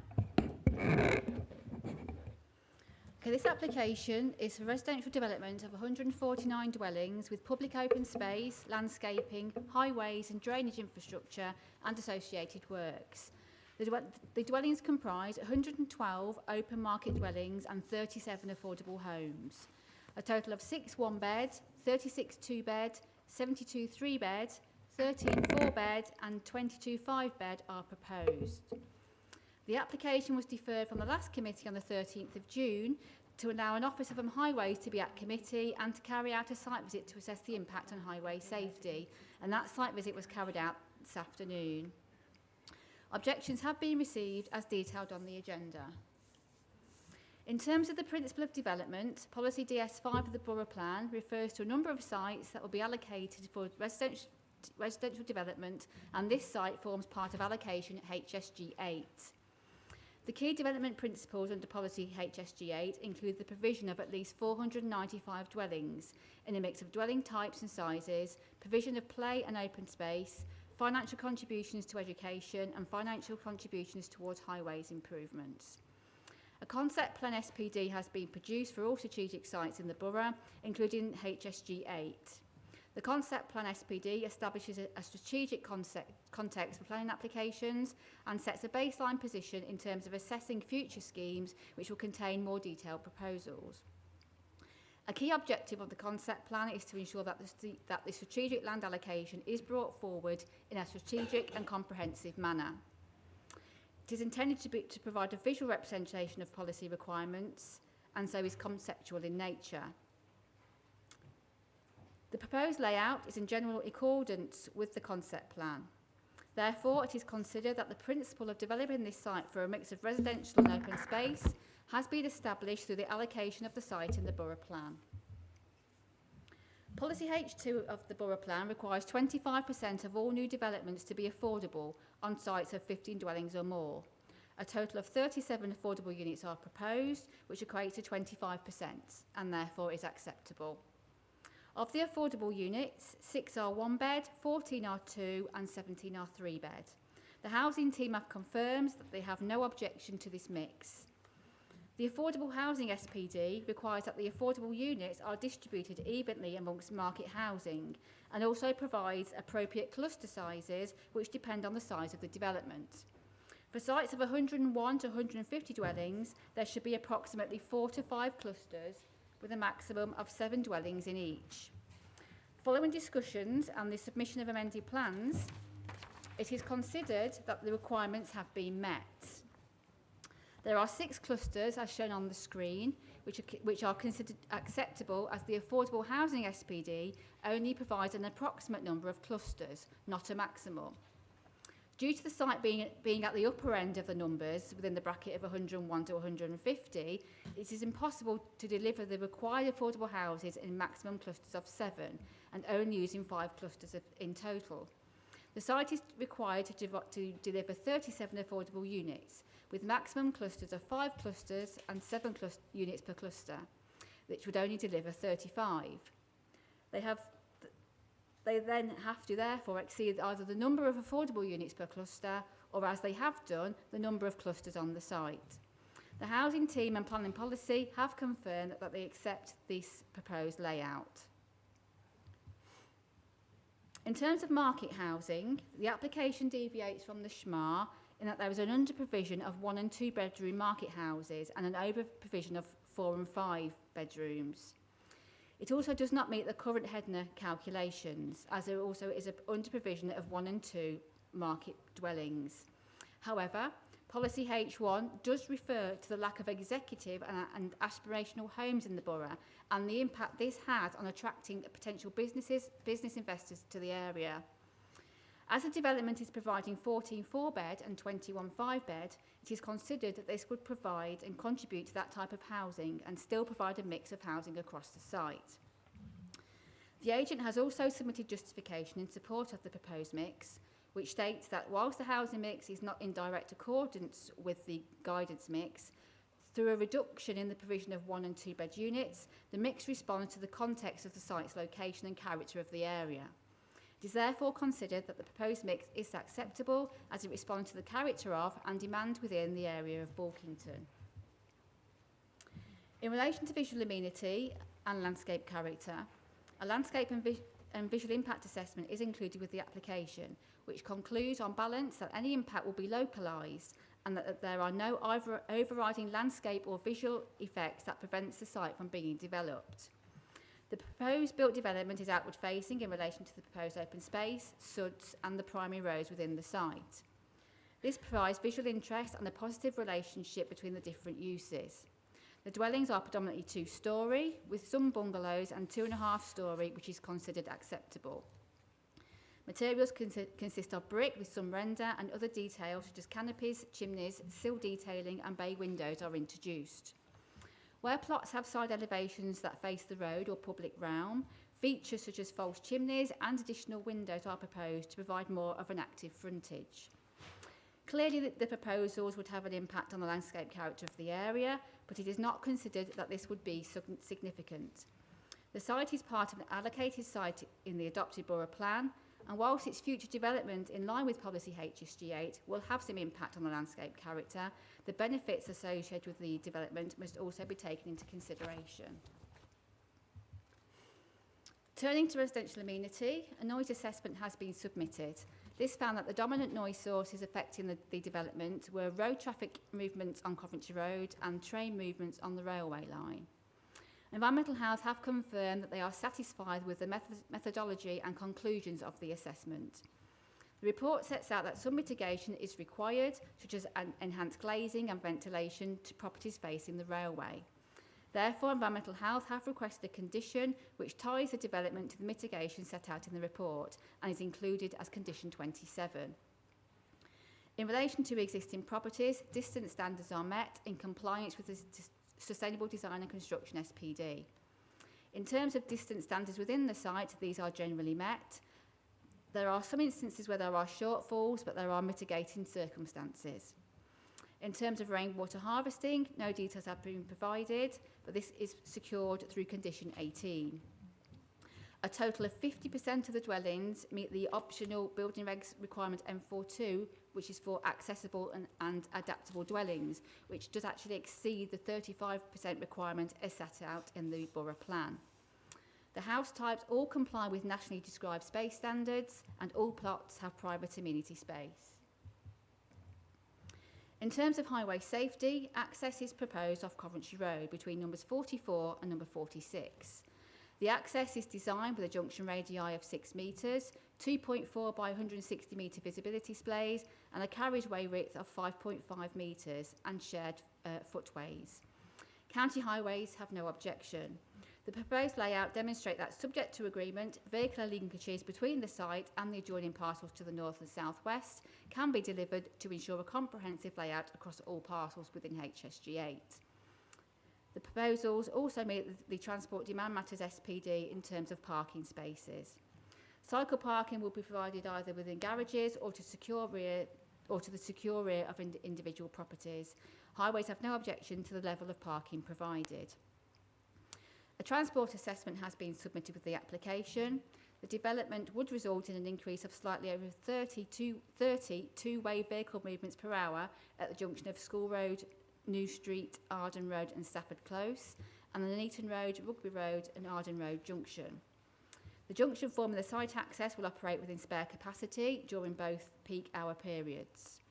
The mini roundabout at the junction of Coventry Road, Bedworth Road and School Road continues to have spare capacity in 2031, with background traffic growth plus traffic added to account for the full HSG8 allocation being developed out. Notwithstanding this, mitigation to address the impacts of the whole allocation of HSG8 would be required. Highways have requested a contribution of £297,000 towards improvements to the Rugby Road and Witherbrook Road corridor. The NPPF outlines the need for planning to promote walking, cycling and public transport and to make the fullest possible use of these. Schemes are proposed which would improve accessibility to and from the site by sustainable forms of transport. As part of the site allocation of HSG aid, it is proposed by the county for a dedicated cycle route to be provided between Bedworth and Borkington, and this application would contribute to that. And Highways have requested just over £188,000. The layout of the site has regard to the route of the existing public right-of-way, which enters the site in the southwest corner, runs along the western boundary and then the northern boundary before crossing the hedgerow into the parcel to the north. The public right-of-way route is retained through the open space, passing adjacent to the attenuation basin and play facilities. Provision of footpaths and cycleways will be made within the site. The development will also provide a contribution towards a Toucan crossing on Bedworth Road, and Highways have requested just over £27,000 for this. The nearest set of bus stops to the site with frequent services are situated along School Road, which are approximately 700 metres walking distance from the site. These will be accessible from the site via the public right-of-way, which runs through the site and then alongside the northern boundary and links into Leyland Road and Ben Road. Policy C3 of the Borough Plan states that any new development for residential should be within 1.2 kilometres walking distance of a district or local centre. The site is approximately 800 metres from the Borkington District Centre, which therefore meets this requirement. In relation to flood risk and drainage, the site is within flood zone 1. In terms of surface water drainage, due to the site having no infiltration capabilities, SUDs are proposed to be incorporated on site utilising an attenuation basin and conveyance swales. The flood risk management team at the county have no objection subject to conditions.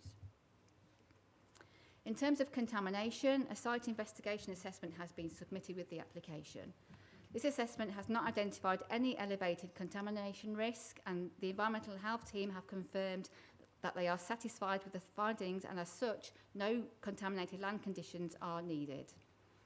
In relation to air quality, an air quality impact assessment has been submitted. Environmental health are satisfied with the findings of this assessment and have no objections, subject to conditions covering a dust management plan, electric vehicle charging points, and that all gas-fired boilers should be installed to a specified standard. These are included in conditions 5, 21 and 32. Turning to ecology, open space and biodiversity, an ecological assessment and arboricultural assessment have been submitted with the application. The ecological assessment is based on the findings of an extended Phase 1 habitat survey, an assessment of trees for bat roost potential, and assessment and surveys of water bodies. It states that no statutory sites of international significance are identified. No adverse impacts upon non-statutory wildlife sites in the vicinity are anticipated as a result. Trees with potential to support roosting bats will be retained within the green infrastructure of the proposed development. And the presence and absence surveys suggest that great-crested newts are likely to be absent from the site. The report also makes recommendations for a number of measures to enhance the ecological value of the development, including the use of species-rich grassland and existing ponds for suds to provide optimal wildlife habitats, suitable lighting, hedgehog-friendly fencing, and provision of bat and bird boxes, which are all secured through conditions. Hedgerow meadow grassland and flowering lawn grassland comprise the large area of green space along the western edge of the development site, including a suds attenuation basin that will provide additional wetland. The existing field pond on the site shall be regraded and enhanced with native trees and shrubs, and flowering meadow grassland to serve as an additional amenity space and encourage linked habitats through the site. Existing hedgerows through and around the site are to be retained and buffered with native tree and shrub mix. The Council's Parks team have no objection to the proposed planting mix, and the requests for amendments have been taken on board by the applicant. The tree officer at the Council has concerns regarding the potential impact on trees, particularly when canopies reach full maturity, and that some of the plots have garages and root protection areas, and some RPAs are in gardens. The agent has responded that this needs to be balanced against many other policies, including the need to deliver housing and at appropriate densities. The site already has a lower density of development, well below the other parcels of HSG 8, due to the field boundaries, which they have sought to retain as far as possible. Their arboricultural consultant has advised that the RPA buffers within the open space SPD are actually in excess of the British standard, and if they seek to strictly adhere to them, it would stifle development in some locations. The mix and layout has been amended to ensure that all development sits outside of the RPAs, with the exception of a small area of a garage. But notwithstanding this, the agent has confirmed they would be agreeable for all permitted development rights to be removed from those dwellings identified being close to the RPAs.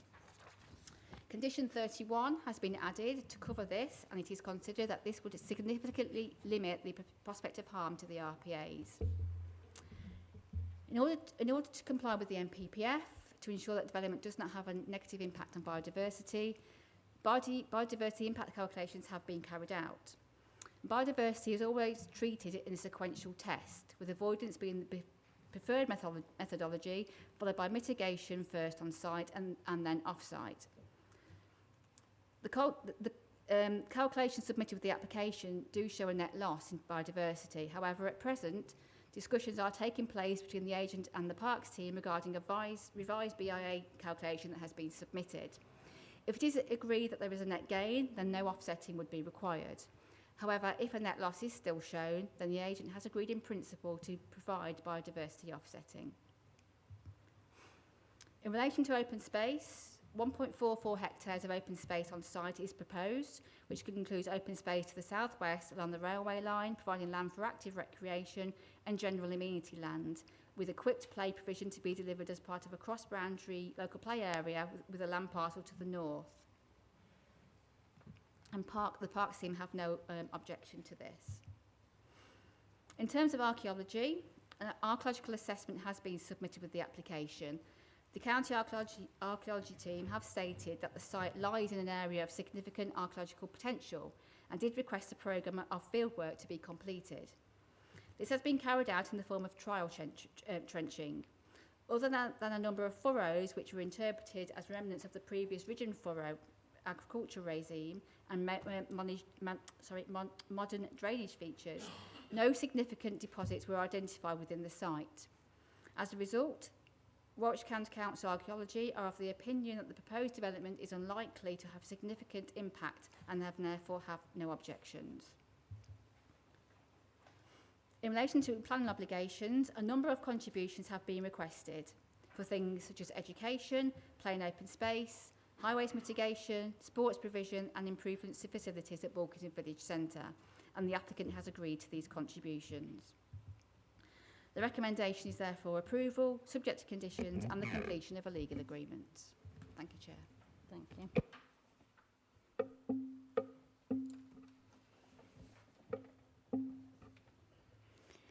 Thank you. I have 4 speakers on this item. The first speaker is Mrs. Wagstaff, who has sent in a statement. We don't actually take statements anymore now that the COVID rules are broken.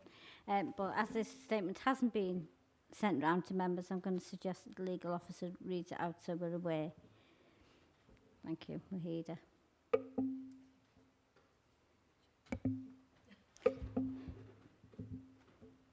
give up.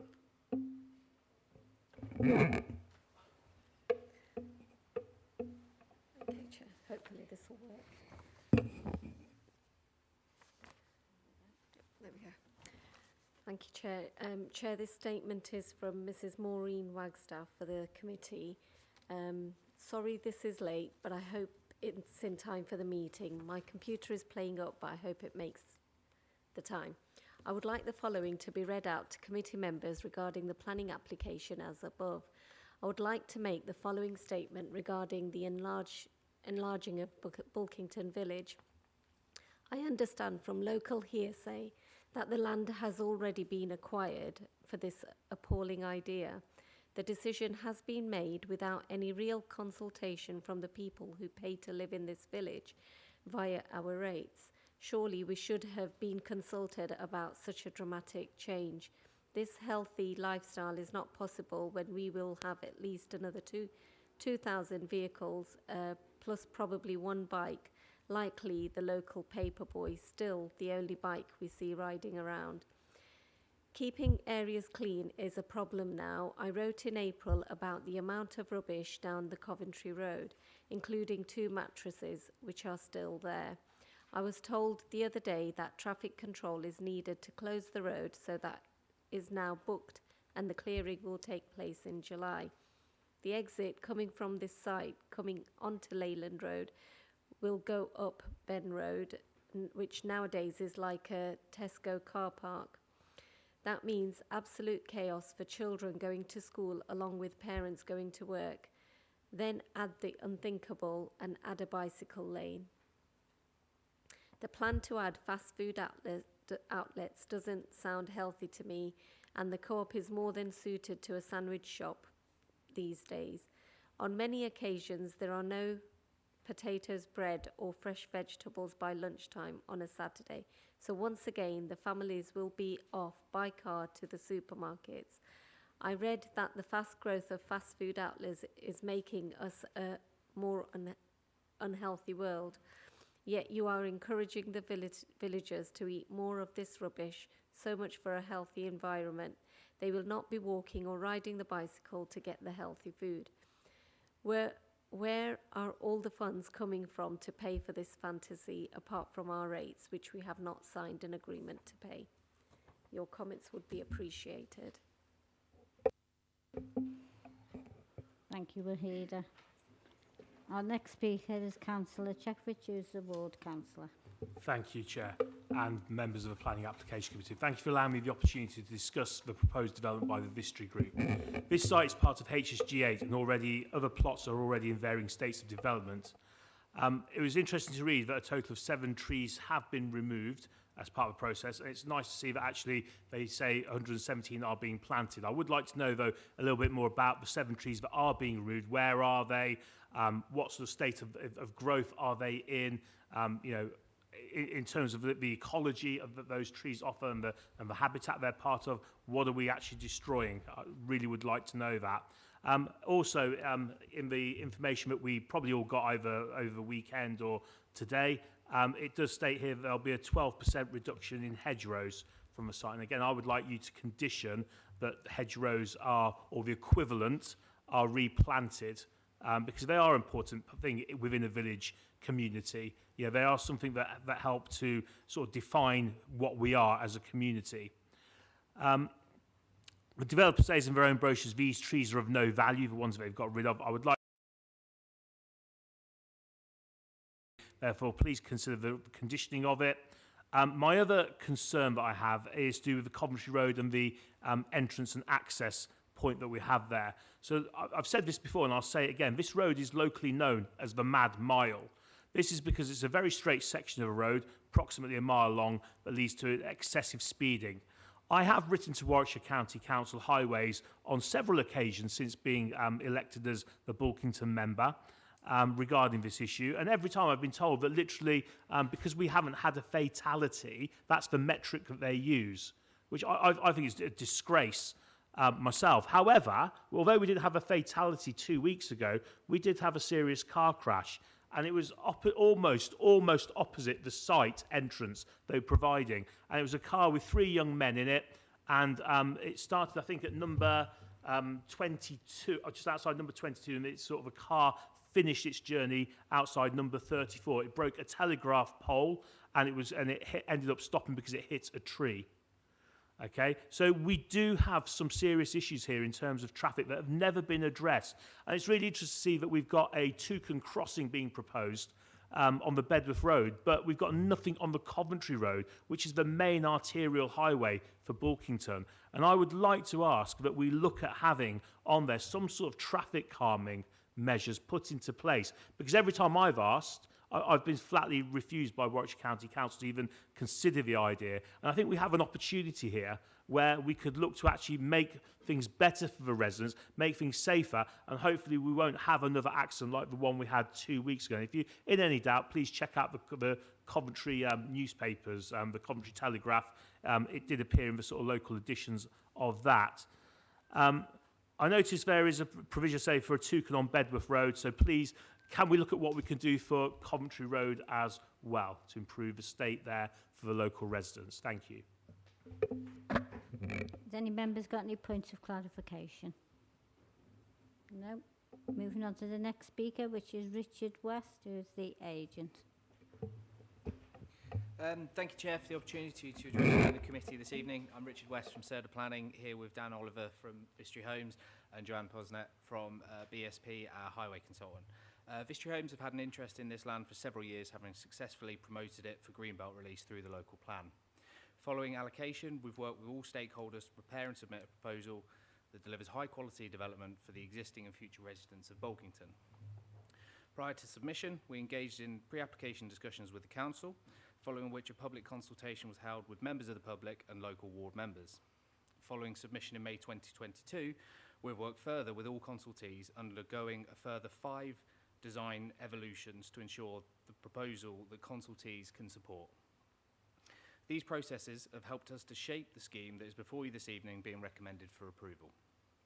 We are proud to present our proposals for 149 dwellings, delivering a range of 1 to 5 bedroom homes with a mix of terrace, semi-detached and detached houses and bungalows with in excess of 35% M42 building reg standards and 100% NDSS compliance. The proposals offer a policy compliant 25% affordable housing with a mix of affordable tenures including rent and ownership options, with units pepper potted in clusters across the site.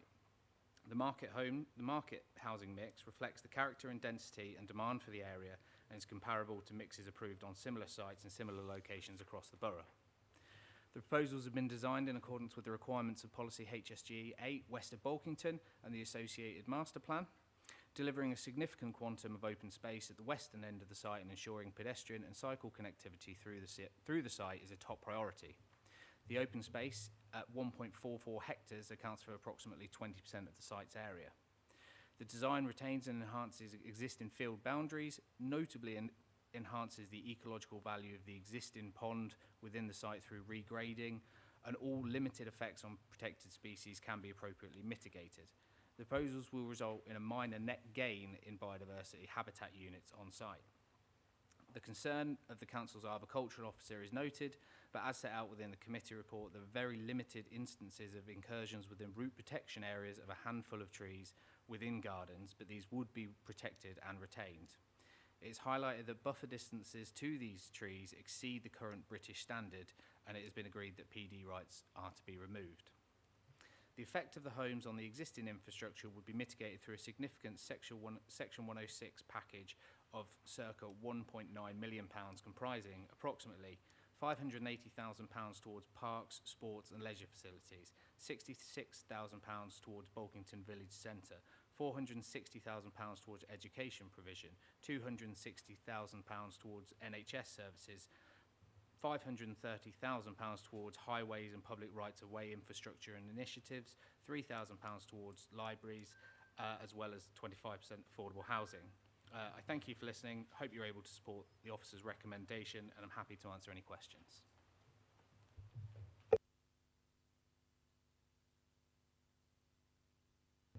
Thank you, Chair.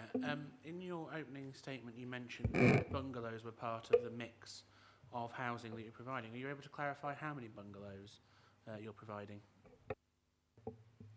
It's 6 bungalows. Can I ask how you arrived at just 6 bungalows for 149 dwellings? Was that your decision, or was that the recommendation from the housing team? I don't believe we had any during the pre-application discussions, and were asked to include some by the case officer, so it's a process of negotiation, and we also included them initially at the north end of the site in order to respond to the bungalows that backed onto the site as well. So it's sort of a design evolution and negotiation through the pre-application process. But there isn't, as I understand it, a policy requirement for any specific number, so we do accord in that respect with the relevant policy.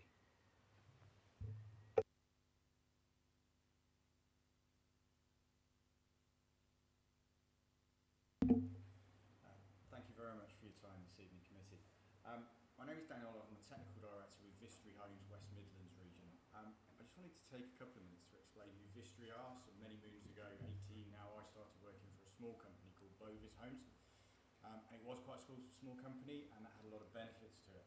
Recently, we've undergone some differing acquisitions. We purchased Linden Homes, Galliford Try, and towards the end of last year, Countryside Properties. So we've turned into quite a big group. What's been really important for me, that the company has retained its personal feel. And by that I mean that myself and my team have gone through quite a large number of iterations, design iterations, with the addition of chimneys, windows, the allocation of plots around homes, which maybe couldn't be so easily looked at in other developers. I've lived in Nuneaton all my life. I've got friends who live on Coventry Road. I understand the passion that I've heard tonight from people I know. And because of that, I think we've tried as best we can to take on as many of the comments that we've received from local people and local stakeholders as has been possible. Just wanted to touch on a few small key items that were quite important for me within this scheme. Highways, as I say, I've worked within this area for the last 20 years, so I know the team behind me very well. I know what they like through the technical approval process. We have to go above and beyond to try and get that sorted, and we do. The visibility displays we use, the tracking we use is all to the nth degree to ensure that we do mitigate any potential issues that have been discussed earlier on this evening. The trees, just for clarity, none of the trees or hedges have actually been removed at the moment. That is a proposal. None of it's been removed. The 7 trees to be removed are category C trees or category U trees. They're a very low value tree. I'm actually a landscape architect by profession, so I got quite involved in this particular aspect. And we are planting 113 trees. In addition to that, we're also offering each homeowner a fruit tree. It might sound a little thing, but actually it's something that we like to do, and I think it's quite good for sort of sustainability and biodiversity. Just finishing up, all the homes are designed to new level building regulations. They all hit national space standards, and we exceed the council's compliant number of M42 homes. That's something that we try and exceed on as many developments as we can. And all of our homes have additional building fabric improvements built into them. So we're not just bolting things on, we're including additional thermal glazing, air source heat pumps, larger cavities in walls, so that the efficiency of the buildings is built in for the long-term future. So in summary, I think it's a good scheme. And I'd like to thank Claire and the team for the time on this. I appreciate everyone's been busy recently, and appreciate and hope that the committee can support it as the case officer has done. Thank you.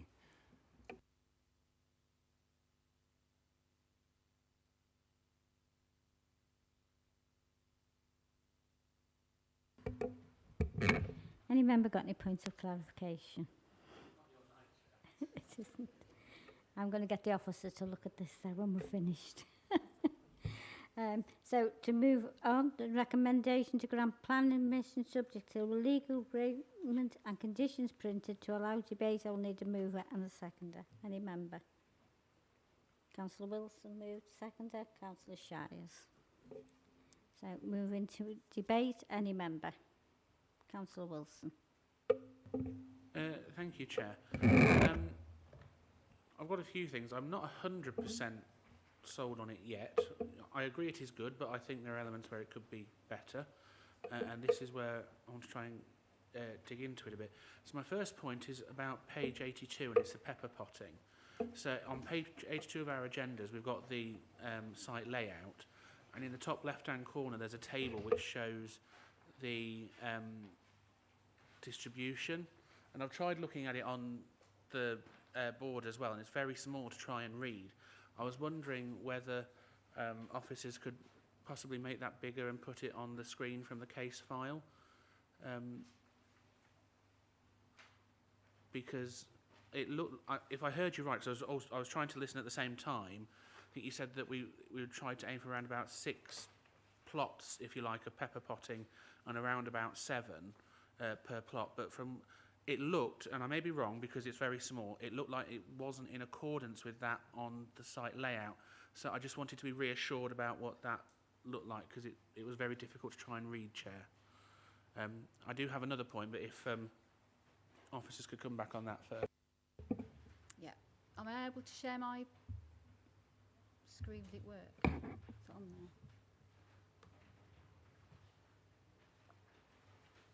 It's not showing on the screen.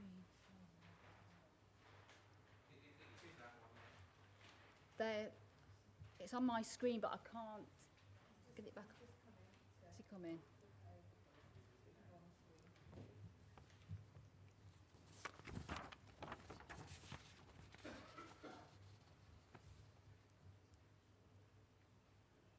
So the affordable housing SPD, requires approximately 4 to 5 clusters of a site of 101 to 150 units. This site is 149 units, so it's at the top end of that. The circles that are on the screen basically outline where the affordable units are. So the 6 clusters.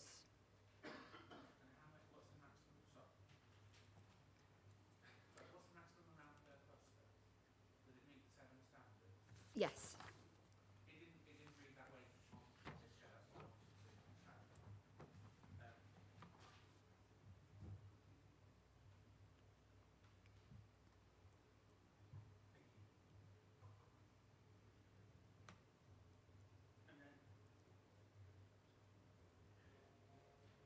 Oh, sorry, Chair.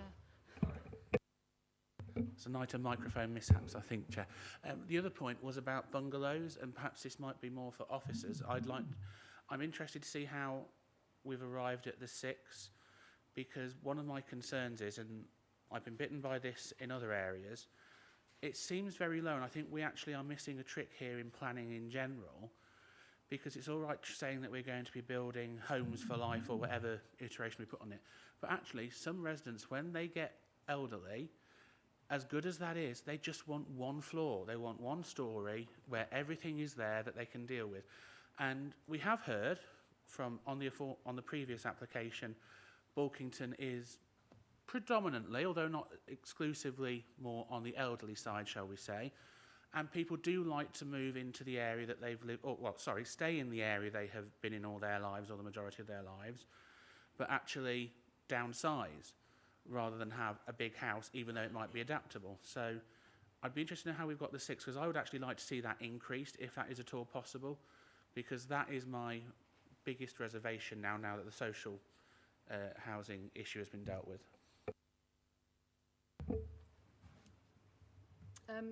The provision of bungalows isn't a policy requirement anywhere in the borough plan. There was pre-app discussions before the application was submitted, and I presume there were some discussions with the housing team on that. Both them and the policy team haven't objected to the level of bungalow provision on the site, haven't requested any more, haven't requested any less. So we would assume that they are happy with that provision. But we can't necessarily insist on an X amount number of bungalows, because there isn't that policy requirement behind that. And also, as I mentioned in my presentation, and the speaker mentioned as well, 35% of dwellings have to be adaptable for future uses. For example, maybe people getting older and need more adaptive places to live. This site goes beyond that as well, so there's also that been fed into the scheme as well. But I don't think we can insist on any more than 6, because there's no policy requirement to hang it on.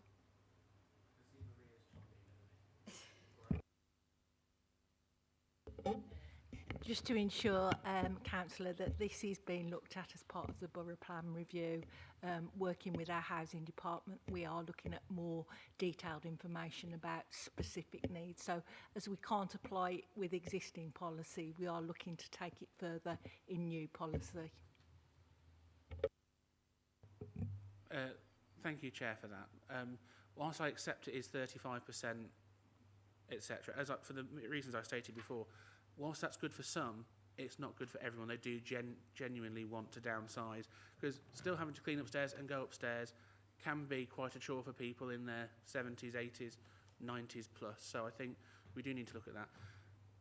I do accept that it's being looked at as part of the Borough Plan review, although when we get to the detailed matter stage, that is something that we can look at this distribution on, although I accept that it would be probably unreasonable at appeal.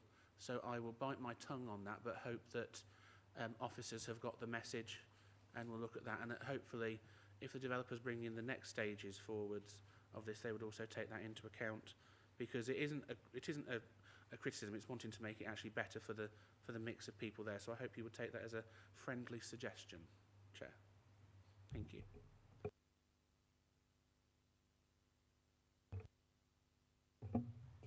Yeah. was listening to what you said, and it's great to know that you're from Nuneaton and you understand the area.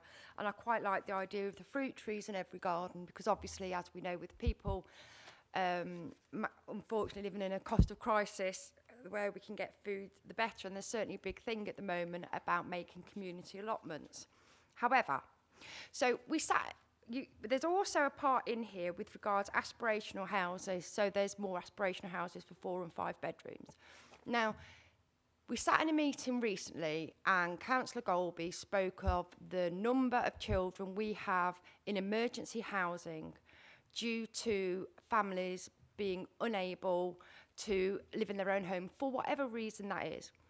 We've also now got interest rates that have increased and a potential of 7,900 more repossessions happening over the next year. That was just a forecast that was on the news. How many out of these 4 and 5 bedroom homes, because this is actually one thing that Councillor Golby had said that we needed, are going to be put aside for affordable housing?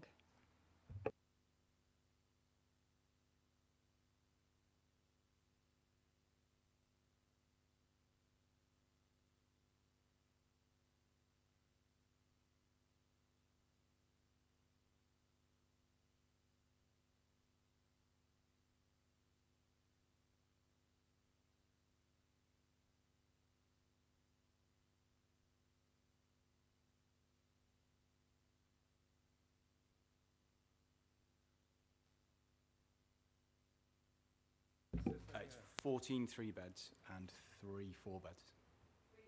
That's correct. So they'd be for social housing. Okay. So what about, this is my, because obviously we'd had the meeting and it was actually discussed at that time of how as a local authority we were bringing in new measures to dangle carrots for families to move out properties, etc., so that we could put larger families in larger houses. And as you say, you're from Nuneaton, you seem to be a bit social. With regards to aspirational, how many then of the 5-bed, because I know that can be quite an issue with larger families, are we deeming that any of them could be social, affordable housing? We are not proposing any, and that has been, sorry.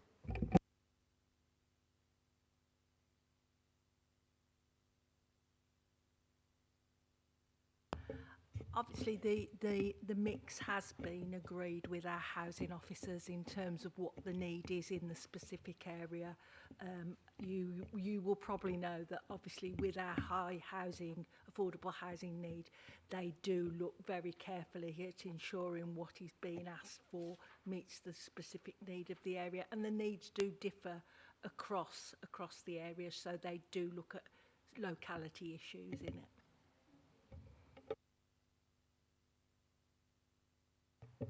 Hi. Having attended the site visit today, I was kind of reassured when I could visualise the layout of how the plots were going to look on the land and that the hedgerows were going to be kept, etc.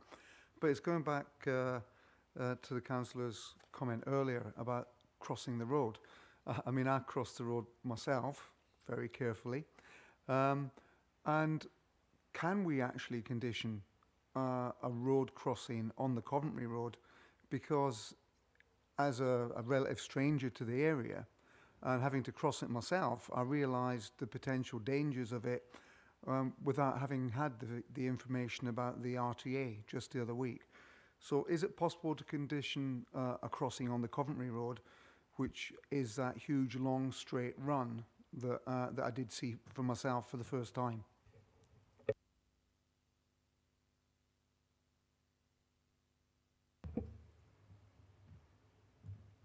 A crossing on Coventry Road isn't something that the county highways team have requested. So to me, that wouldn't meet the tests in terms of being reasonable or related to the actual development.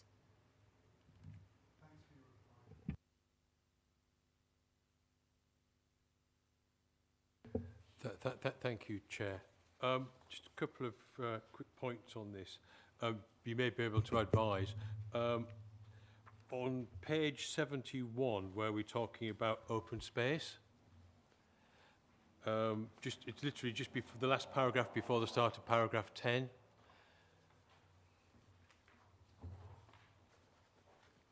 Are we looking upon completion of this development to make that adoptable, or is this something that we can condition that is dealt with by a management company rather than by being adopted by the council?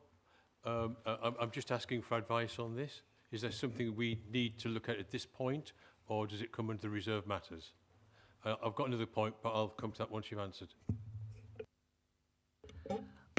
Obviously, through the legal agreement, we would be looking to set out whether that would be open space to be adopted by the council or to be adopted by a management company.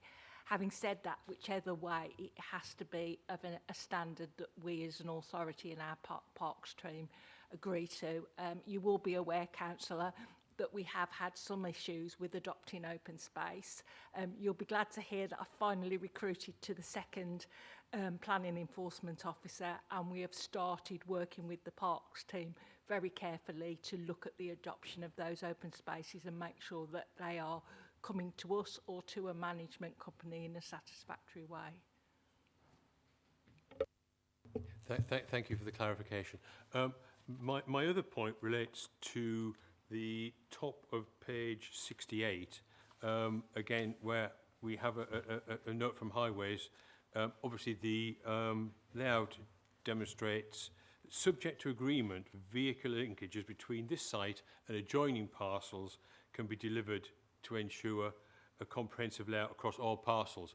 It's a very sort of bland statement, which potentially hides a multitude of sins here in the connection of this site, which is clearly the only one we're looking at tonight, to another site, because there is clearly an access into an adjoining parcel.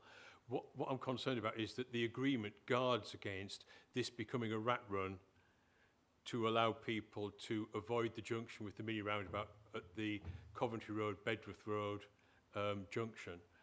Because we've seen this in the past where we have separate developments, some of which were never intended to be connected, and then a link is made and we create an unintended rat run, such as happened at Newdigate Road and Sutherland Drive in Bedworth, where Sutherland Drive was never intended to be connected to the A444, and it ends up being done so, and we end up with a rat run.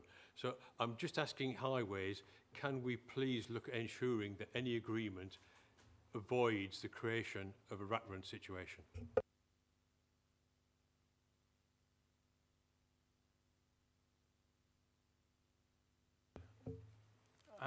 The plan is that all the southern sections of HSG 8 are linked together. There's two other planning applications at the moment that are being considered, which this site will link into, and those sites will link into these. Now, the design of the road, and we are asking for 20-mile-an-hour speed limits within all of these new developments, should reduce the risk. I cannot categorically say they won't rat run, but the design of the roads, the raised features, the speed limits, the alignment of the roads being twisty, and the amount of giveways that they'll have to stop at should stop people from going down there, because it will be slower.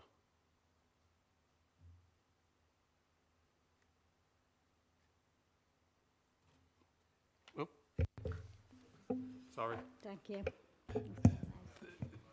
Many thanks for the clarification, Chair. Councillor Hammersley. Yes, thank you, Chair. Again, Highways, it's your night tonight. I have extreme reservations with the entry-exit of this site as shown onto the Coventry Road. Standing there today on the edge of the road, me looking right, there was a blind spot. Is there any intentions for double yellow lines at either side of this bell mouth to give clear view from people pulling out either way up and down Coventry Road? And also there is a formula, okay, for speed restrictions, etc., etc. And you may be able to enlighten me and council over there, where unless there are so many ambulance call-outs or so many deaths, I think it's 3 or 4, I think, it won't be looked into. Now, you could probably clarify that for me, but I have been told that in the past. But 3 or 4 deaths is 3 or 4 too many. So can you give some clarification on speed restrictions and what the formula is, so that we all know in the chamber, and the site up and down the road if there are yellow lines proposed? Thank you. I do not believe that yellow lines are proposed. Blind spot, I'm not so sure, because when I was looking up and down, I could see beyond the distances. I wish you'd have pointed it out during the meeting. I could have verified it for you and chatted it through with you. Yeah. So I've got somebody's just challenged me about highway safety in this. It's very important to me and my family.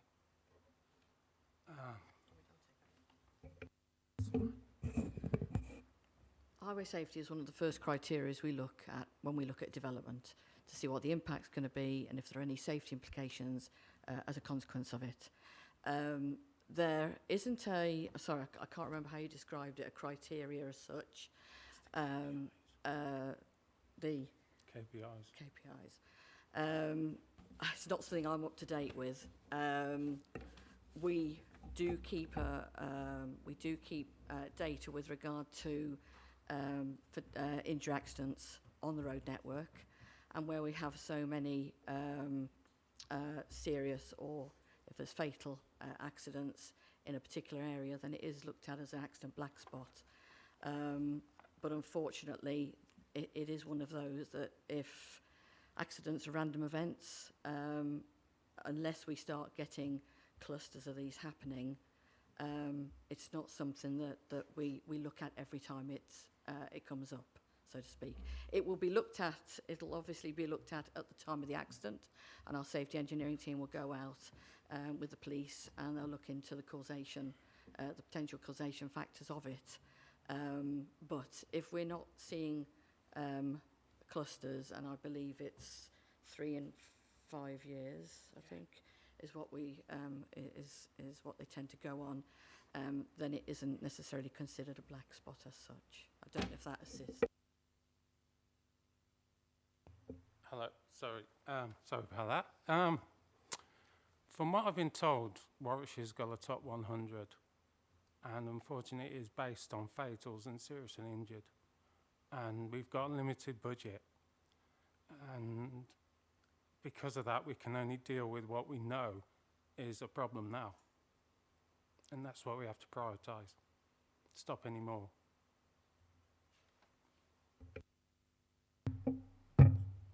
In no way did I wish to upset you. I have had a brother killed in a car crash, so I can sympathise with you if you've had a similar incident. And it's only I've been asked this locally in my town for putting speed restrictions on a road. And this question I asked Highways, and I can't remember the person's name that said, there is a formula.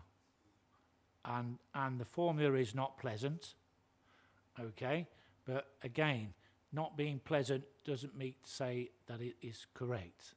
And I can see you have issues, and you may have had problems, and I've had the same problems. But we don't want any problems. As it's been pointed out by our council over there, the mad mile, okay?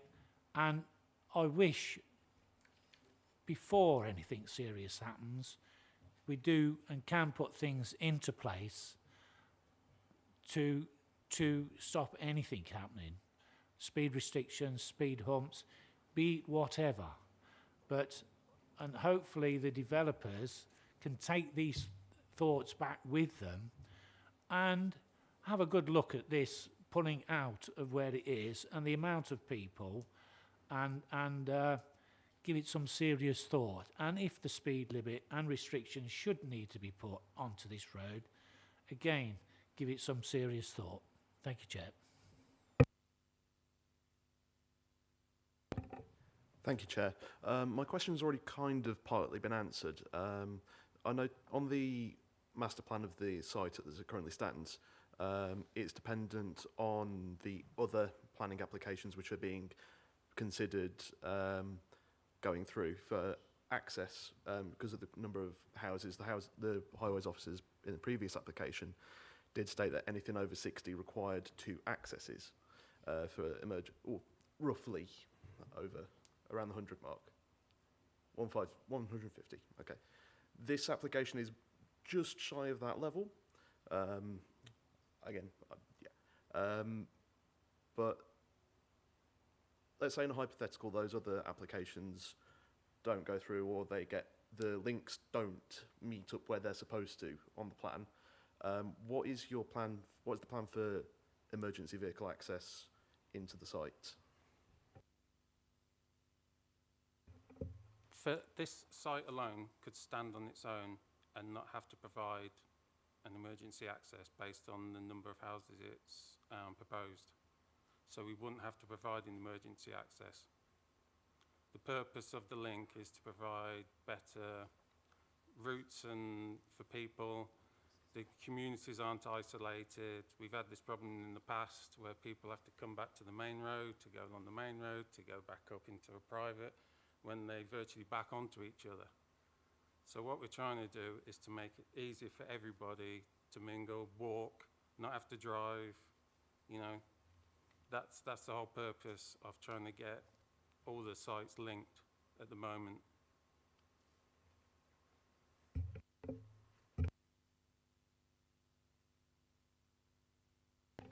Thank you, Chair. Page 68 in the agenda. Not quite sure where I'm directing this to, but you might be able to help. It says quite clearly in terms of parking provision, the Transport Demand Matters SDP 2021 requires 1 space per dwelling for for 1 space per dwelling plus 1 allocated space per 5 dwellings for a 1-bedroom property. 2 spaces plus 1 allocated per 10 for 2 bedrooms, and 2 allocated spaces plus 1 allocated space or unallocated space for 5 dwellings on a 3-bedroom. Does that mean to say that 2-bedroom houses get less visitors than 1-bedroom or 3-bedroom houses? Because that's an anomaly to me. Now, given the way that new housing estates are built, there is very little space for visitor parking because there's very little curbside availability. So I'm not quite sure. I'm looking at the plan. It appears there are 1 or 2 small lay-bys or parking provision. Is that overflow parking provision for the houses themselves or for visitors?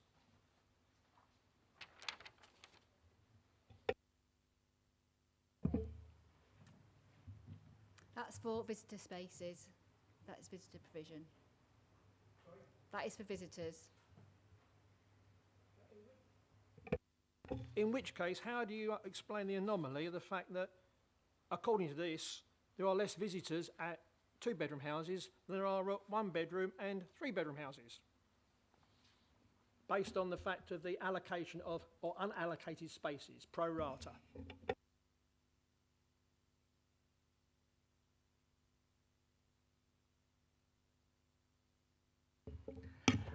Obviously, you've also got the difference that for 1-bedroom properties, you've only got the 1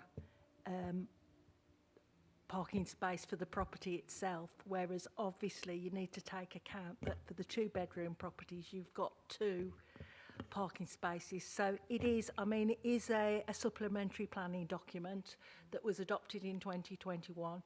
It is only guidance, and obviously you'll be aware that through the MPPF we do have to look at whether if there's any deviance from that the issue would be severe, because it makes it very clear that the issue would have to be severe.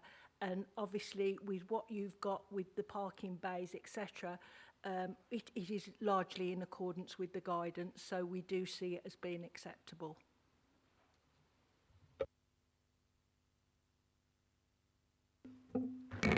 So I have no other speakers, so I am going to move to, Councillor Pandey, only just. Sorry, I'm the last one. No further to Martin's question.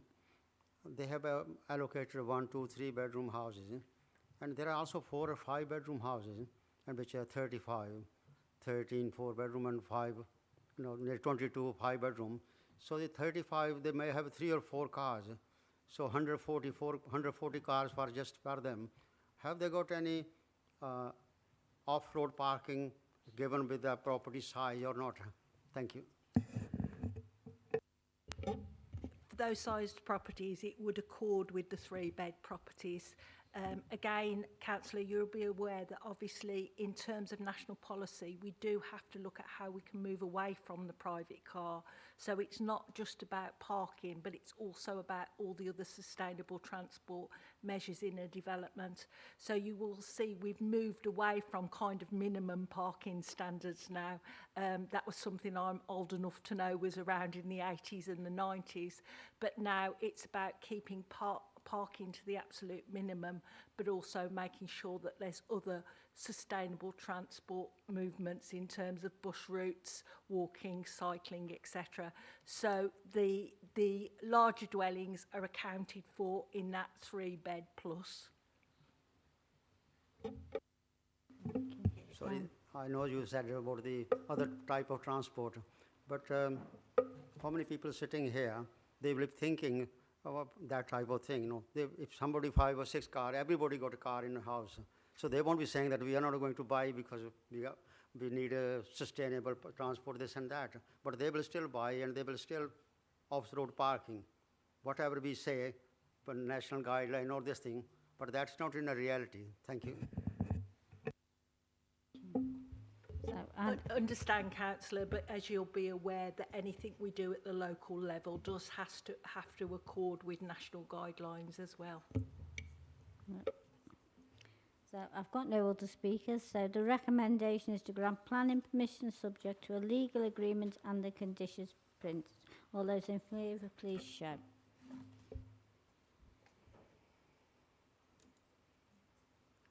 Against? Any abstentions? One. Okay, that's carried. I have no other items as the planning chair, and thank you for your time this evening. But before you disappear, I'm happy, Marie, if you want to turn the live streaming off. The mayor would like 2 minutes of your time. Thank you, ladies and gentlemen. As you're fully aware, my charity for this year is Zoe's Place. This week is referred to as Go Yellow, which you should have had recently.